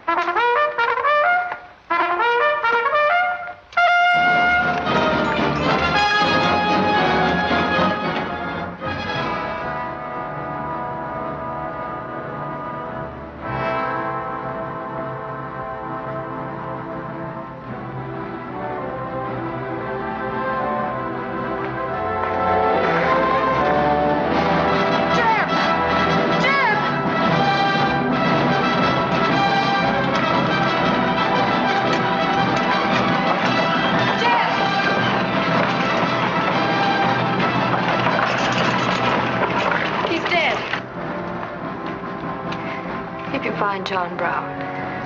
Tell him. We'll try to find him. Goodbye.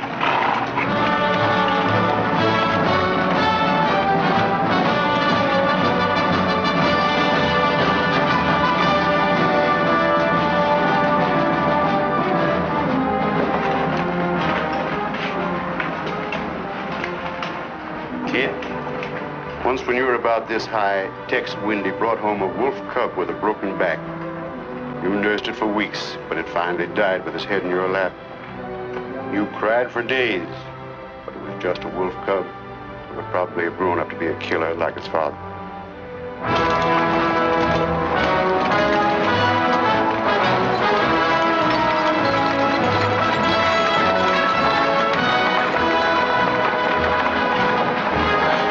What has being flat-footed got to do with riding a horse?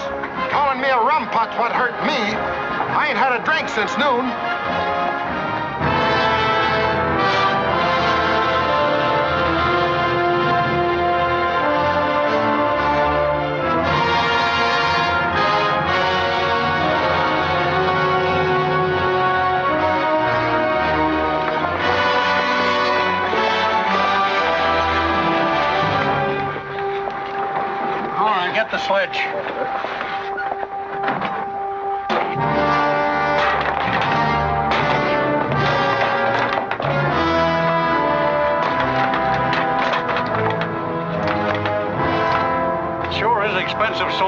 Mr. Morgan? Not the way we get them. Look them over and stack them in the barn. Yes, sir. This looks like the best shipment we've had yet. Wonder what Rader's worked up about. Him and the old man been arguing for an hour. Looks like another job for us if Raider thought of it. West Point education's a wonderful thing. Yeah, if you can collect on it. Yeah. I signed up because you promised to pay me. Trained this rabble gang of yours to a solid, fast-moving unit of fighters. Taught them how to use these new rifles, how to follow orders, and take a town in army fashion. But I haven't received a red cent in 3 months. Now, what about it? Mr. Rader, I enlisted you on the recommendation of friends in the East who said you would work for the cause. You've done your job well. I have no complaint up to now. But our plans are ahead of any personal greed. If you feel otherwise, you are free to get out. But you must decide here and now. I want only loyal men around me.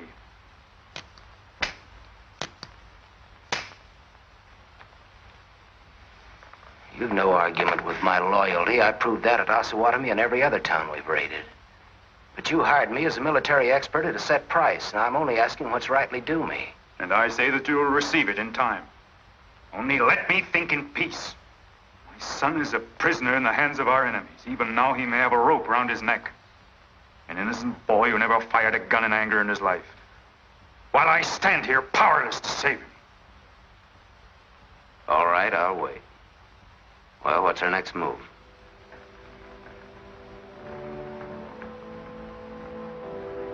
The Bible has said an eye for an eye and a tooth for a tooth. Tomorrow at daybreak, we will destroy Delaware Crossing.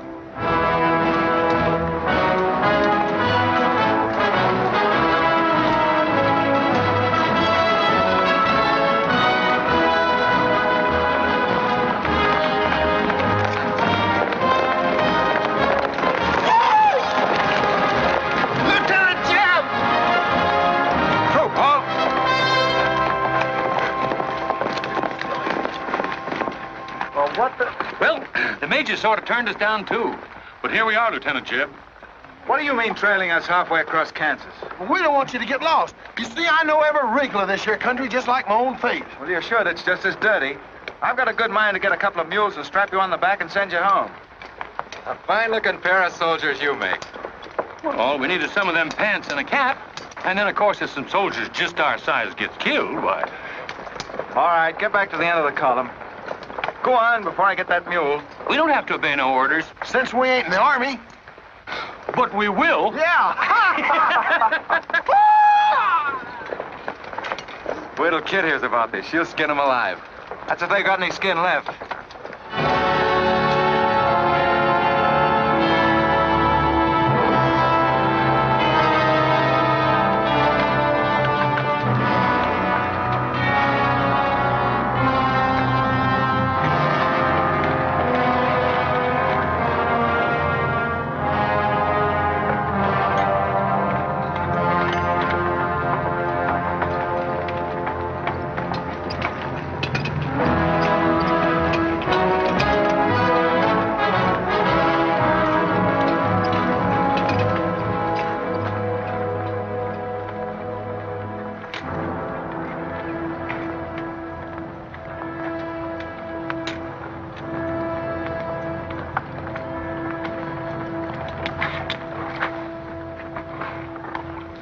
Who did this?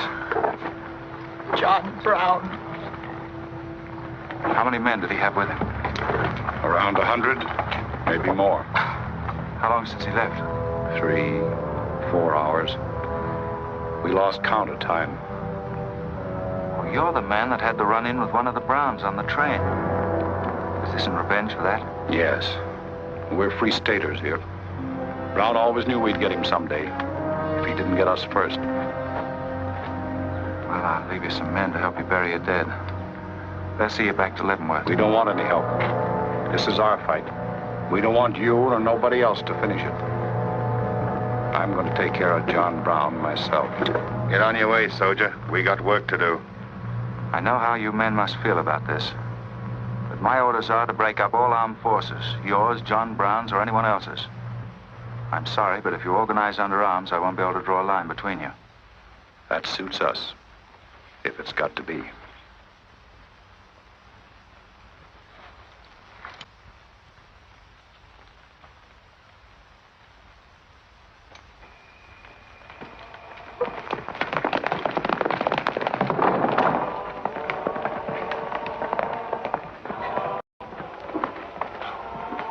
What did you find out, Kitzmiller? A troop of cavalry from Fort Leavenworth are headed this way. Ignorant fools. Jubal, we're moving camp. Round up all your men. Get the wagons ready to roll. Just food and ammunition. We're traveling light and moving fast. What about the Negroes? We can't take all of them. We're not taking any of them.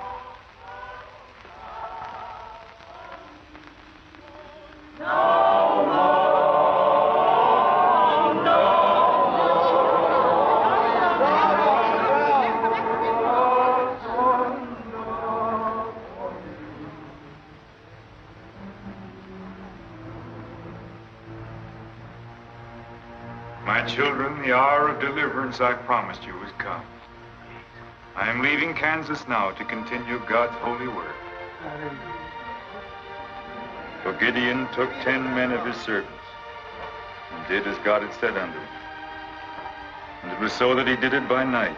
And when the men of the wicked city arose early in the morning, behold, the altar of Baal was cast down. Please, Captain Brown, what did that mean? What you gonna do with us?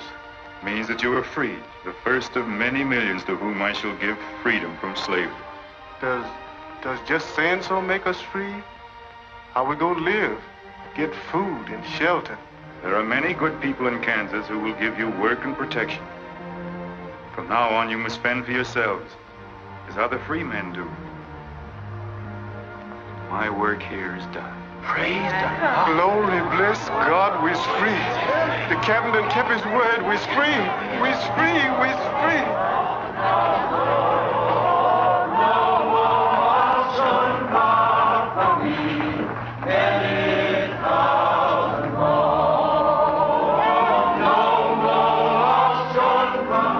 You know, if John Brown has 100 men, we'd better send a runner back, bring up the rest of the troop.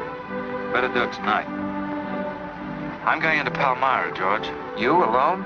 Don't be crazy, Jeb. That town's full of jayhawkers. They'd shoot you on sight. Well, I'll have to take a chance on that. I'm going to get some other clothes, take a couple of men, and go in and do some scouting. I'll try to send you back word. Good luck. Say, do you two fellas still want to join the Army? Huh? I've got a job for you. It's no picnic. It's pretty dangerous, but I think you're the fellas for it. What do you say? You mean we're going to have a real cap and a uniform? Mm-hmm. Well, we might have to be buried in them, but it sure sounds like a deal.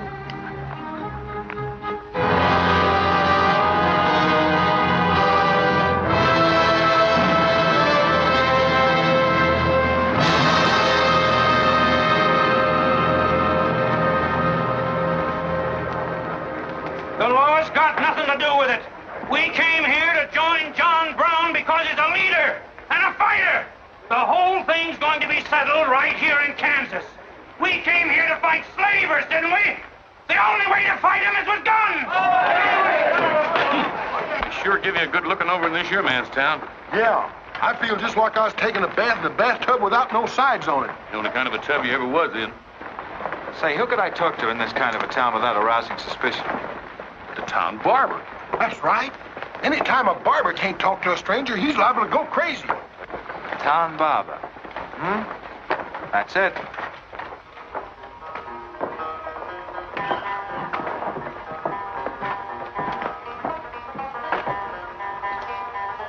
Howdy, boys.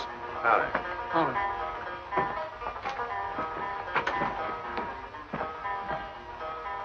Pretty good looking horse for this part of the world. Yeah. Kansas is all right for men and dogs, but it's pretty hard on women and horses. Say, look at that brand.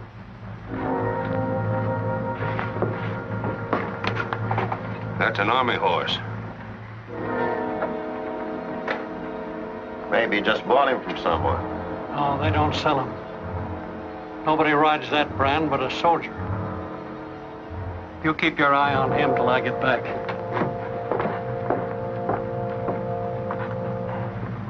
You still got that creepy feeling about this place? I don't know whether it's that or these here chiggers, but something's creeping over me. Why don't you scratch and see if it goes away?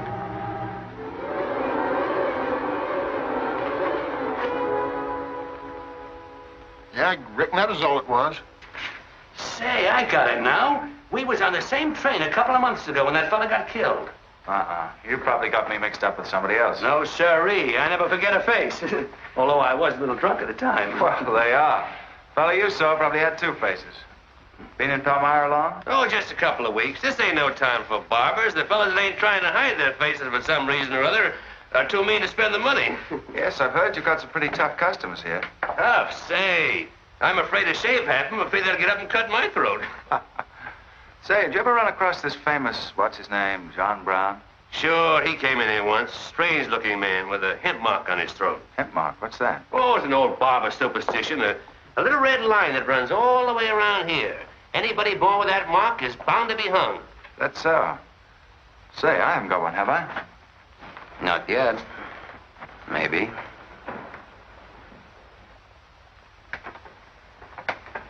Well, well. Keep your hand away. Get it.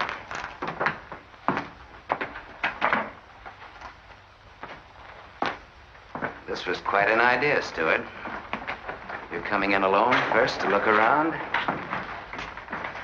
Or is this one of your agents? I ain't never laid eyes on him before. I swear it. I don't know him from Adam. What were you up to? Well, it's your move. You figure it out. My next move is plain enough.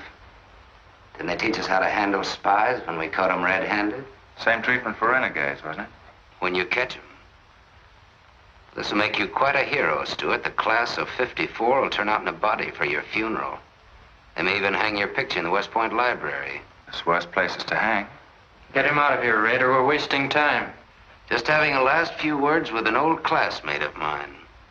And I had them coming to me. Come on, get up. We're gonna give you a good look at what you came to see.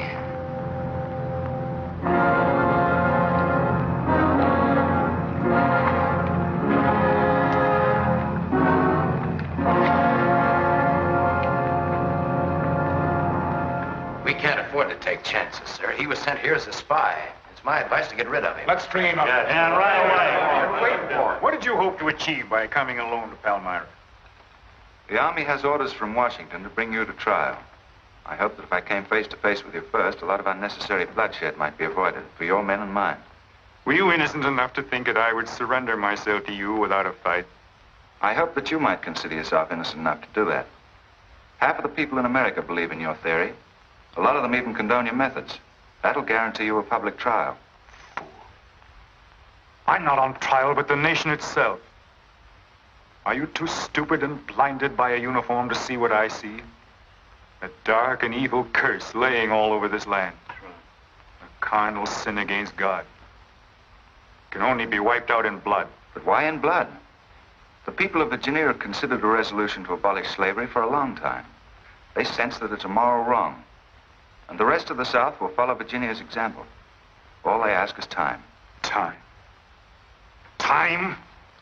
For 30 years, I've waited for the South to cleanse its soul of this crime. Since childhood, I have been possessed of the fire of correcting this wrong. I tried peaceful agitation. As God is my witness, I tried. Peaceful means failed long ago. Now I shall force a decision by bringing both sides into armed conflict. Letters, words, talk. The time has ended for that. Strength and action I wanted now. Not a voice crying in the wilderness, but a David armed with the power and the glory. David had a son, hadn't he? Son? Yes, Absalom, who deserted his father and went over to the enemy.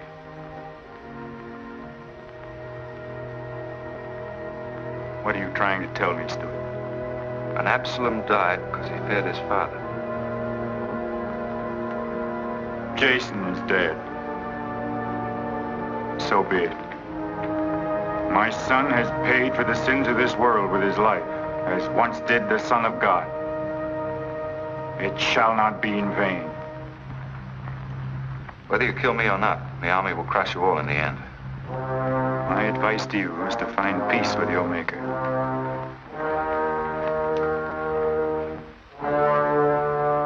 Now the big one. Sit down. I never liked Barber's know-how. Now spill out, you little bitty rum weasel. I'll cut your throat. Where'd he go? I swear I don't know, boys. I think, well, they've taken out that way. Who took him? The three fellas. One of them was Oliver Brown. Do you see this razor? Well, I'm keeping it, and if you move to hair when we get back, I'm going to strap it on your liver and barbecue your carcass. Now, you stay where you are.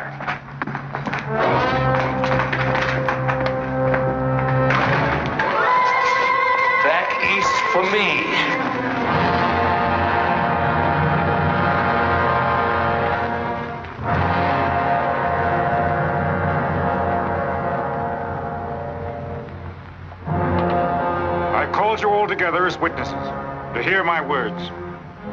An enemy to the cause has entered our midst, stealthily and by night, with the purpose of planning our destruction. The hand that has never failed us has come once again to our protection. It is not with malice or revenge that we take this man's life, but in just retribution, as befits all enemies of mankind, all enemies of God. Ready, sir.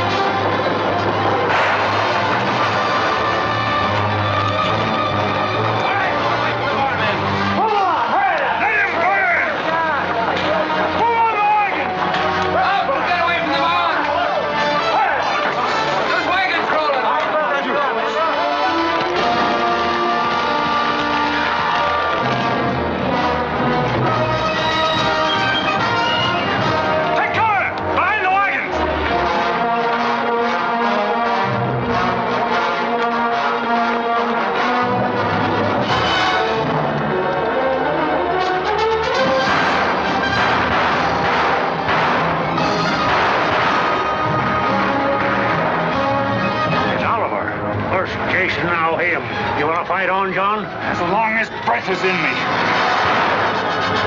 Sound the charge!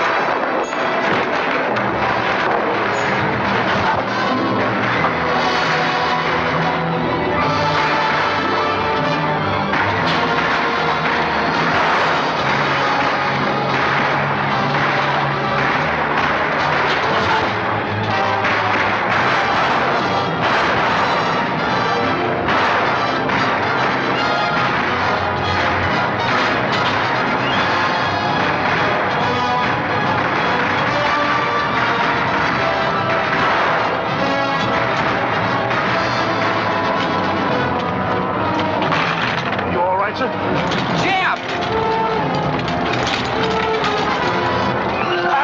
boys. Don't let them get away. Load up!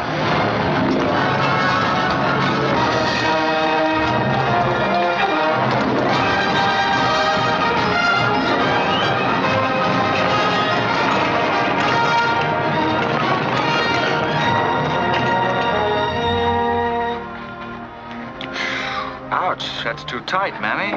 Don't tell me how to do this, boy. I've been wrapping white folks all my life. When they was babies, I wrapped one end. And when they growed up and took on too much corn liquor, then I wrapped t'other end. Huh. So what made you leave home? Well, old John Brown said he's going to give us freedom. But shuckins, if this here Kansas is freedom, then I ain't got no use for it. No, sir. Me neither. I just want to get back home to Texas and set till kingdom come.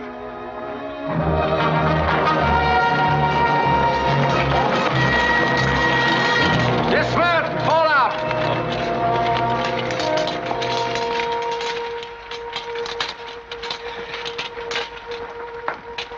Well, we had a nice ride. Both ways. Lost him, huh? He and a few others got away in the hills. I think I hit one, Jeb. You ought to heard him holler. Heard him holler, you jughead. That was me. You shot my hat off. Well, it won't matter much. He's broken for good. From now on, he'll find every man's hand against him. Nothing will ever break the force of John Brown, Jeb. Not even death. Oh, you're wrong, George. He's finished. His force is broken forever.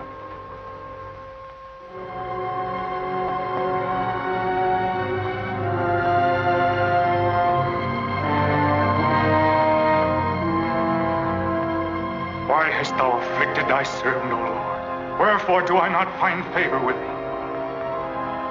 Why hast thou laid the weight of all this people upon me? Yes. This is a sign for which I have waited, O Lord. This is your command, the burning bush. Let there be no peace in all this land until we have revenged ourselves upon thine enemies. As once you smote the Philistines, smite now the fury of thy wrath upon these blind, misbegotten fools. And I shall be thy right hand. I, John Brown, shall be the sword of Jehovah.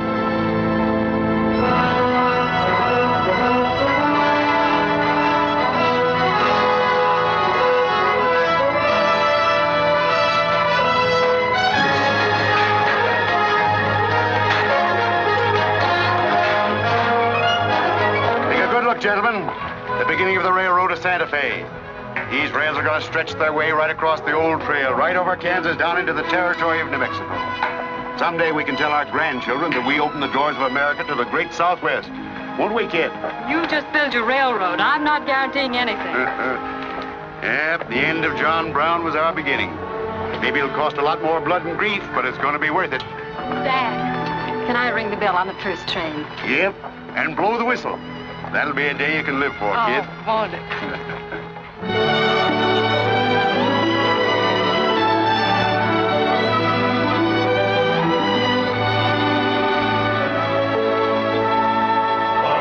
Fill your glasses, fellows, and stand up in a row to singing sentimentally.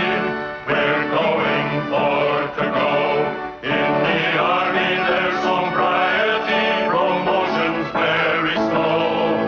So we'll sing our reminiscences of Penny Haven's old. Oh, Penny Haven's old. Oh, Penny Haven's old. We'll sing our reminiscences of Penny Haven's old.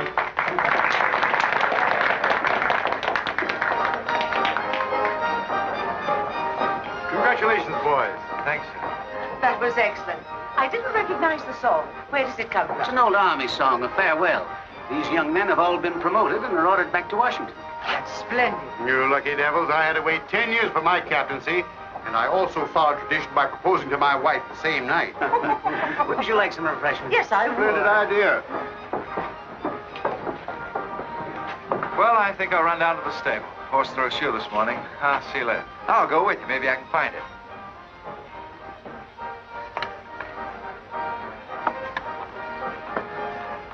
you have to go and lie for, telling the Major we's the best barbecuers along the Santa Fe Trail?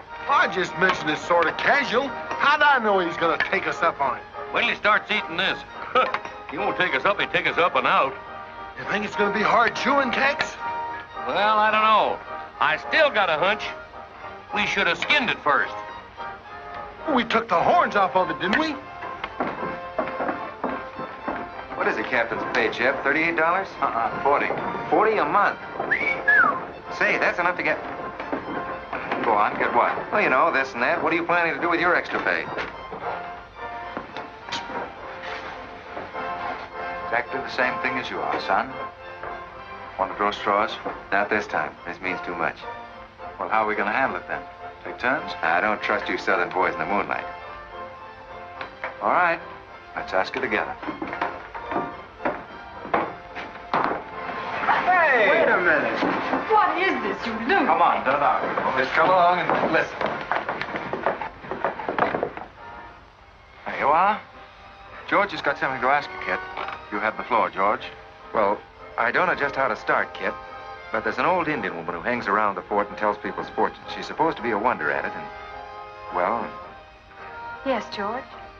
well, she said I'm going to get married soon to a very beautiful girl. Did she, George? That's very nice. Pretty slick opening remark. Kit, were you ever by any chance a blonde? Why, no, not even as a baby. Are you sure? This old woman's never been wrong before. Absolutely sure. Well, maybe she's still right. There's a whole lot of beautiful blondes in the world, George. Let's ask her. Let's. Wait a minute. Kit, are you in love with him and not with me? I guess I am, George. You're gonna marry him? Oh, wait a minute. I can handle this proposal from now, son. Kit, you really mean that? You haven't asked me anything yet. I wonder if I said the wrong thing. Couldn't have been more perfect. Now, where's that Indian?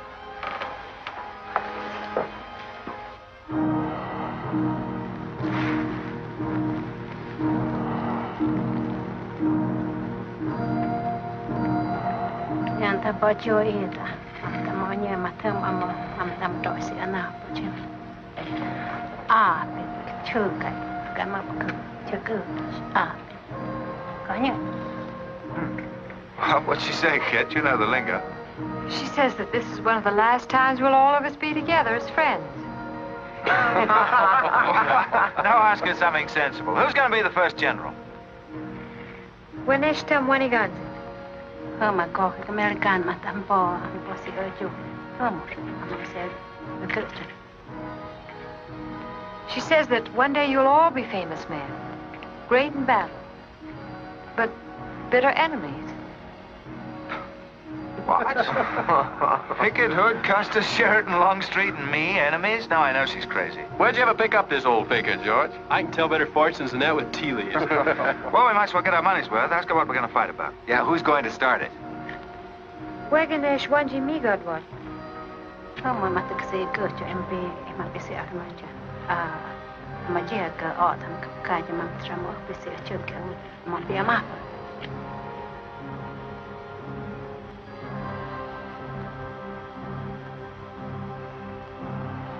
What's this? Too ridiculous to tell? She says the fight has already started. Somewhere in the east, a man is lighting a torch. Now, at this very moment, the two of us will help to kill him. But none of us can stop him.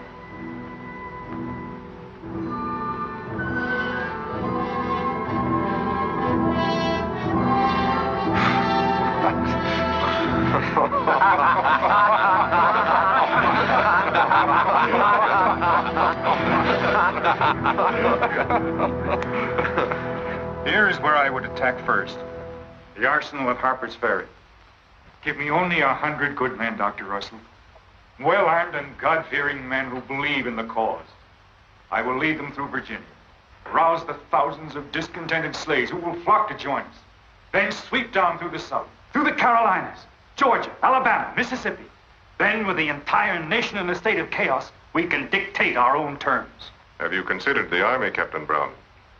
Surely they'll be after you in full force within a few hours after you first attack. Let them come, Dr. Russell. Let them try to stop me. I've studied that country for years. It's full of good hiding places, natural forts where large forces of brave men can defy pursuit indefinitely. Mr. Raider will go ahead of us and scout the town. Yes, sir. With his knowledge of military methods and our great advantage of surprise, we can outwit the army at every turn. Captain Brown, this plan of yours is mad. Worse than mad. It's high treason. Such a brazen attack would lead to civil war. Exactly. That is exactly what I want. Is it your wish, then, to destroy the Union? My answer to that is yes. To the devil with the Union. We've got to fight sometime. It might as well be now. Gentlemen, I came here to Boston at great personal risk. There's a price on my head of $10,000, so my time is precious. You've given me much help and encouragement up to now. But all that we have done in Kansas and elsewhere will be wasted unless you see it through to the glorious end.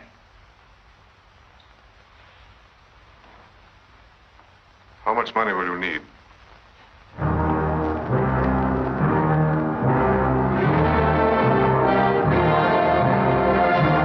We now possess the guns, ammunition, tanks, a complete store of supplies.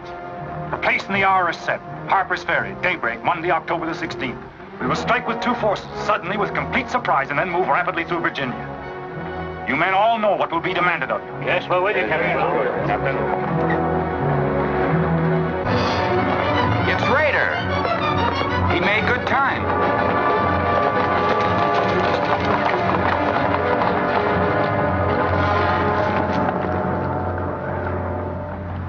Well, what did you find? Speak up. Is anything wrong at Harper's Ferry? Well, the town itself won't be any trouble. There's a bridge of the Baltimore and Ohio Railroad to be blocked, and we got to cut that telegraph line to Washington. What about the government arsenal? It's guarded by only 2 men. Here, I made this rough map of the place. Good. Excellent. This is precisely what I wanted. We must first take some hostages from the town. That'll prevent an attack by the civilians. Then we'll move directly on the arsenal. Now, there's something else. What? I want to settle our account. Back in Kansas, you promised to pay me what's due when you got the money. How dare you demand the settlement of a private matter? With the nation's hour of deliverance not 3 days off. Well, that's putting the cart before the horse, isn't it? I've done a job for you nobody else could do. So I was right at Palmyra. The cause itself means nothing to I'm you. only holding you to your word. Are you indeed? Have you forgotten so quickly my methods with disloyalty? I haven't forgotten anything. But you've got the money to pay me and you can't afford not to. Then add this to your memory. I haven't waited 30 years to bargain with a rogue at the final hour.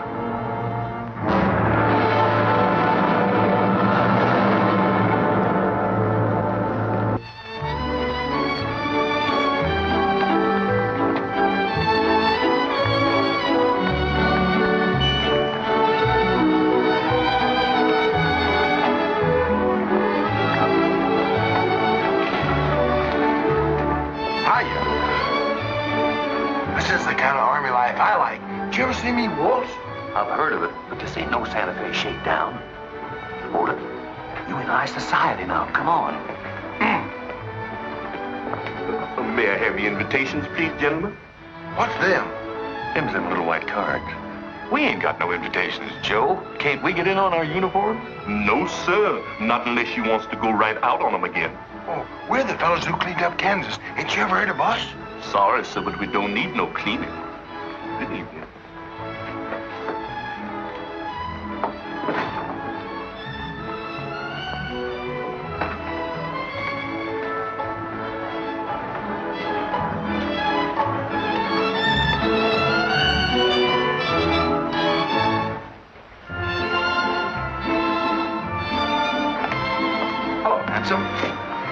Oh, hi, Chip. My, you're a dream tonight. How's the party? I don't know. She hasn't come out yet. Who are you waiting for? Oh, a friend of mine. Promised me a surprise tonight. A night I'd remember the rest of my life. Yeah? You don't know any girl here but Kit, you know. I'm not talking. Maybe you don't rate quite as high as you think you do, Stewart. Hello, Kit. You look wonderful. Thank you. Say, George was just telling me you promised him the biggest night of his life. Where do I come in? You don't. I'm very fond of George. Thank you, Kit. I haven't told you this, but we have a deep understanding. Wait a minute, Kit. Are you serious? What is this? I'm going to take care of George for the rest of his life. Kit! That is, he's the man I think he is. Oh, Kit, I have my faults. But I can be as faithful and loyal as any man that ever lived. I'll soon see. Now wait here, both of you. Tough luck, son. I guess we can't all have charm and good looks, too. Custer, I hope you're joking, or you're not going to have either. Oh, don't take it so hard. I mean, this is something that could happen to the whole. Charlotte, I want you to meet Captain Custer and Captain Stewart. This is Charlotte Davis. We were schoolmates together in Boston. It's a pleasure, Miss Davis. Thank you, Captain. Yes, indeed. A great pleasure. I've heard so much about you, Captain Custer. Me? Mm-hmm. Well, well, that is, well, that is, Shall we dance, Joe? Yes, of course. Who is she? That's the blonde. The one that George was promised by old Sit in the Mud. Oh, I see. Well, pretty nice. Don't you think? Left wheel. Company. Halt. Present.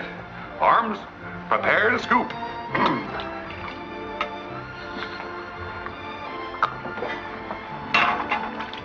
Yes, sir? Yes, sir. About face. Company forward. March. Eyes right. Right wheel. Well, there I was, right out in the middle of Kansas, facing 500 crazy fanatics, heavily armed. And me with only 15 soldiers. Heavens, Captain, how terrifying. What did you do? I sized up the situation at a glance, dismounted, and walked straight toward him. Not alone. My dear young lady, there comes a time in every soldier's life when he must stand or fall alone. And if you knew the Army, you'd understand that he who hesitates is lost. Oh, simply wonderful, Captain. Oh, it was nothing, really.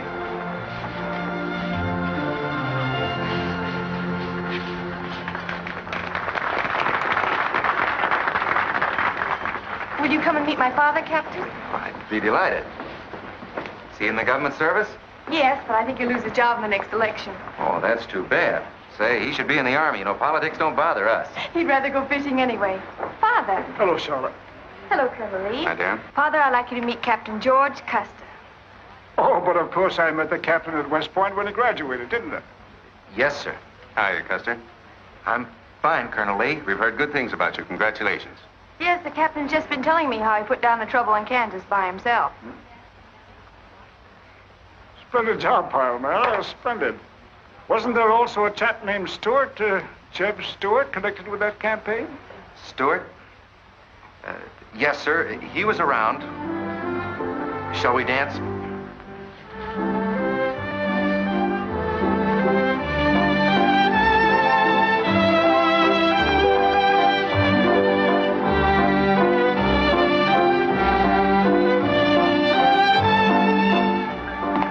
Left turn. About face. March.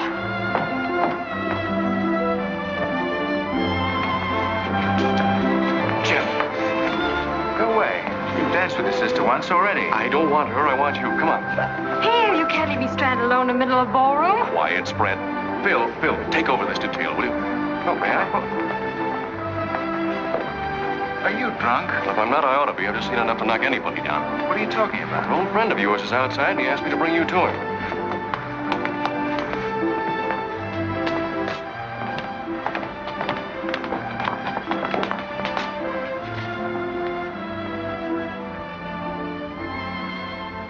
It's real.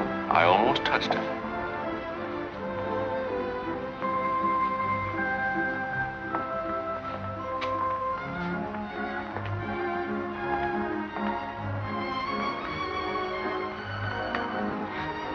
What are you doing here? I came to find you. I know what you think of me, Stewart, that I'm no good. Well, maybe you're right. But maybe I've got something to tell you that'll change your opinion. You'll have a hard time doing that. Suppose I told you that I left John Brown 3 hours ago with a well-armed force of men, not very many miles from where we're standing. I'd say you were out of your mind. All set to strike at Harper's Ferry on the Maryland-Virginia line sometime tonight. With reinforcements of over 1,200 men expected before daybreak from Pennsylvania. Brown plans to arouse the slaves. First in Virginia and then throughout the South in open rebellion. The telegraph wires will be cut and he'll block the railroad. And then at daybreak, they rush the arsenal. take thousands of weapons with the idea of arming the Negroes. Well, that's the situation, gentlemen. Move for move. I don't know, you may be able to get there ahead of them, but if you do, you've got to move fast. Tonight. It's fantastic. Our Secret Service has reported John Brown to be out of the country. Well, I ought to know where he is. I've been with him every day and every mile since we left Kansas. Then why have you informed on him? Don't forget, Colonel, I was in the service once. I was young and I made a mistake. I didn't know that then, but I do now. I guess some of the things we learned at West Point stay on inside of us a lot deeper than we realize. Anyway, I couldn't stand by and see my country torn apart by a madman like Brown. I had to come here. This was something a lot bigger than myself. Couldn't have been the size of the reward you'll get for turning him in, could it? I said why I came here, and that's the truth. But I am entitled to any reward. I'm even willing to go back there and rejoin him tonight, just in case he gets suspicious or changes his plans. Now, what more proof do you want than that? I believe him because it's too dangerous not to. How soon can you start, Colonel? We'll be ready to leave in an hour. The officers are all here. Call them at once and proceed with all speed to Harper's Ferry.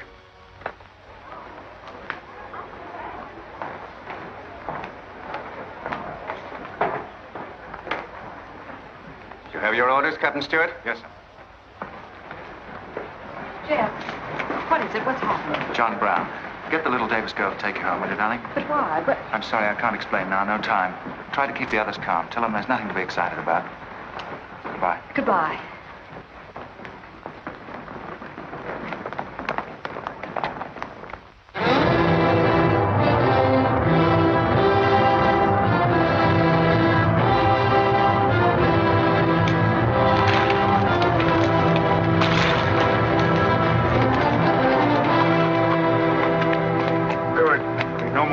Score. You say no train is due until well after daybreak? No, sir, not until 8 o'clock. I rode within 10 miles of Washington to make sure. What kept you so long? I had to take a side road both ways. Schubel, Townsley, get your men, block the railroad bridge. We meet below the arsenal at daybreak. Kitzmiller, go to the town with 20 men and get the hostages. You know the ones? Yes, sir. Rest of you men, follow me.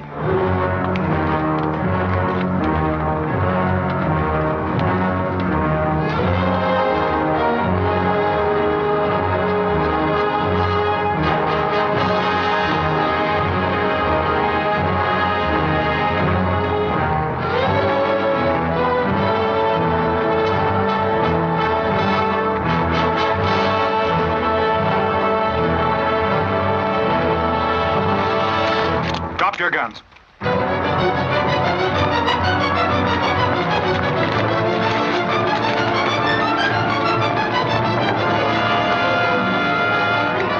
Captain, we got enough guns here to arm 1,000 men. Plenty of powder and bullets. Stack those guns and ammunition near the door, ready to haul. Hurry up, boys. Get them out there. The men from Pennsylvania will be here within the hour. This isn't an arsenal. It's a fortress. We could stand off the whole army here. What about the prisoners, Captain? What is the meaning of this outrage? Why have you broken into our homes and dragged us here? Who are you? I am John Brown of Kansas. John Brown? You are prisoners of the provisional government of the United States. If the citizens of Harper's Ferry attempt any interference, I shall use you as I see fit. Otherwise, you will be peacefully released when we depart. We must adhere to our schedule to the precise minute. We will leave here at 10 o'clock. By nightfall, we should be 35 miles into Virginia. What about the men from Pennsylvania, sir? If they're late in arriving, we cannot wait. Wouldn't that be taking a long chance? No word of us can leak out until tomorrow, maybe even 2 or 3 days, and then we'd be 1,500 men. I don't see that there's any reason to hurry. That sounds sensible. I disagree. I'm anxious to get out of here, and time is our most valuable weapon. You're in command, sir. But that's been the fatal mistake to many an expedition. My advice is to wait.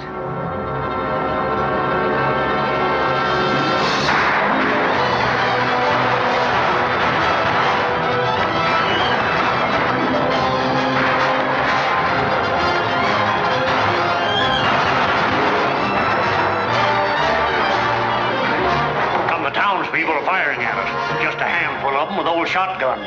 We can clean them out in 5 minutes. Idiots. Why do they fight us? Can't they understand?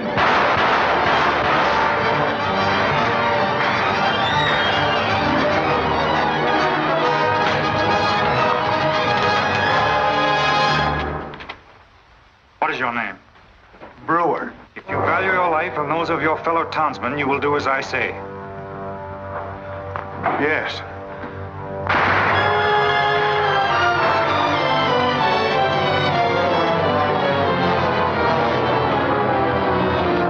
Stop firing! You are endangering the lives of your friend. John Brown promises that if we leave the arsenal in his hands, he will harm none of us. No! Run downstairs! We'll cover you! Quick!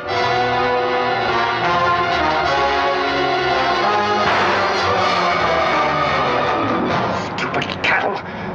Can't they understand we're here in a righteous cause? Their interests are also ours, the good of the whole nation. We'll leave a lesson at Harper's Ferry for the rest of the South to profit by. Wipe out those fools at the foot of the hill.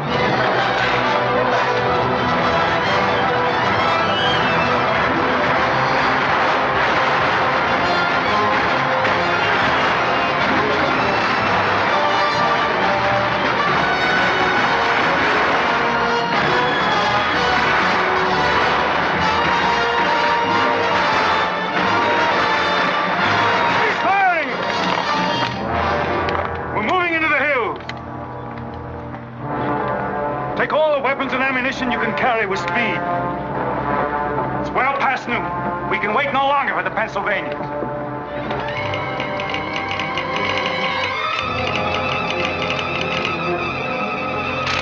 18 citizens of Harper's Ferry killed, 33 wounded by John Brown's invaders in open rebellion. It's from the second force at Frederick, Maryland. The road to Harper's Ferry is blocked, unable to get through. The Jefferson Guards and the Winchesters under Lee's command passed through Upperville an hour ago. They will be the first to arrive at the ferry.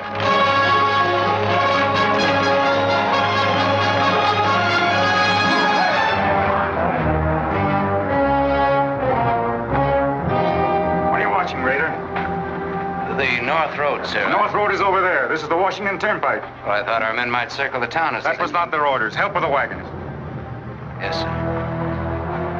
Well, don't you think we ought to wait another half hour? It might be that...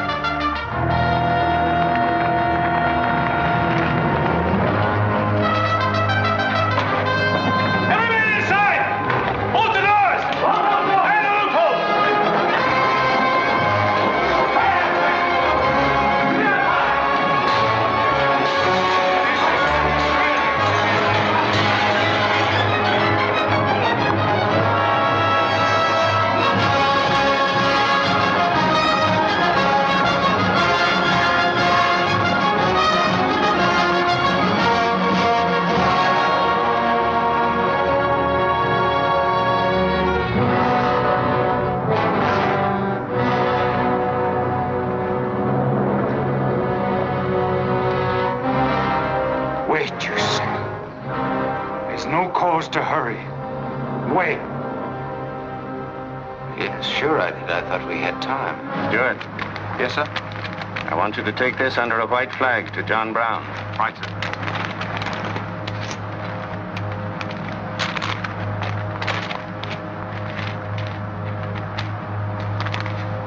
There's to be no parley. Yes or no? If it's a refusal, wave your hat to us. Right, sir. Hang on to this, will you?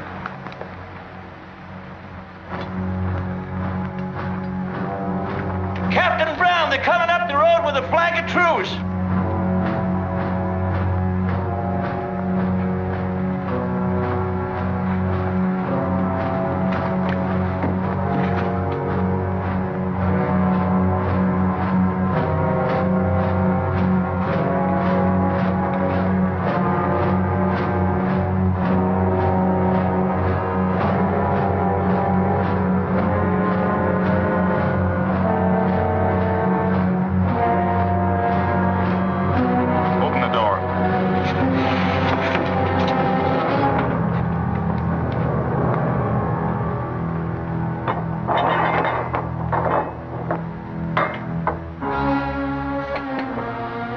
John Brown of Kansas. I am. We've met before, I think. And thanks to Mr. Rader, we now meet again.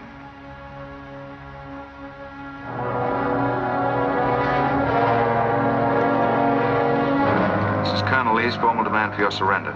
Once more, sir, you overrate your strength in supposing that I can be taken against my will. That's your final answer? It is. We prefer to die here. Turn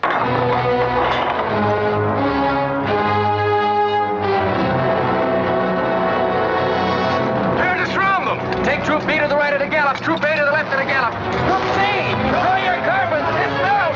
Go. Forward at a gallop.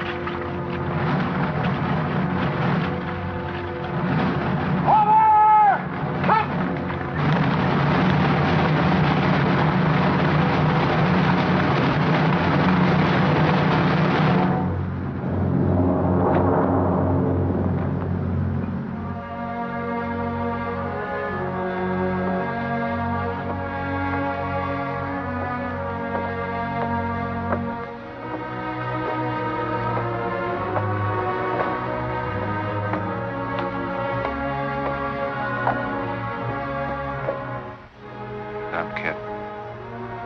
He was born for this. I'm not crying for him, Jeb. I see something else up there. Something much more terrible than just one man. Have you any last words, John Brown? I am only walking as God foreordained I should walk. All my actions, even the follies leading to this disaster, were decreed to happen long ages before this world began. But I cannot remember a night so dark as to have hindered the coming day, or a storm so furious as to prevent the return of warm sunshine and the country at peace. I, John Brown, am now quite certain that the crimes of this guilty land can never be purged away but with blood. I let them hang me. I forgive them, and may God forgive them, for they know not what they do.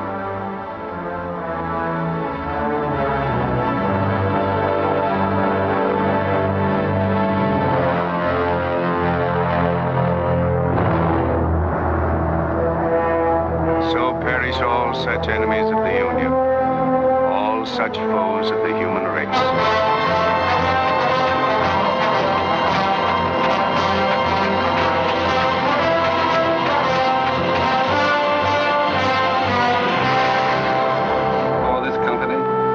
To have given and pledged their troth each to the other, and have declared the same by giving and receiving a ring and by joining hands, I pronounce that they are man and wife, united forever with ties that no man shall break asunder, nor the years disturb, whose shining paths shall run together from this day hence unto eternity.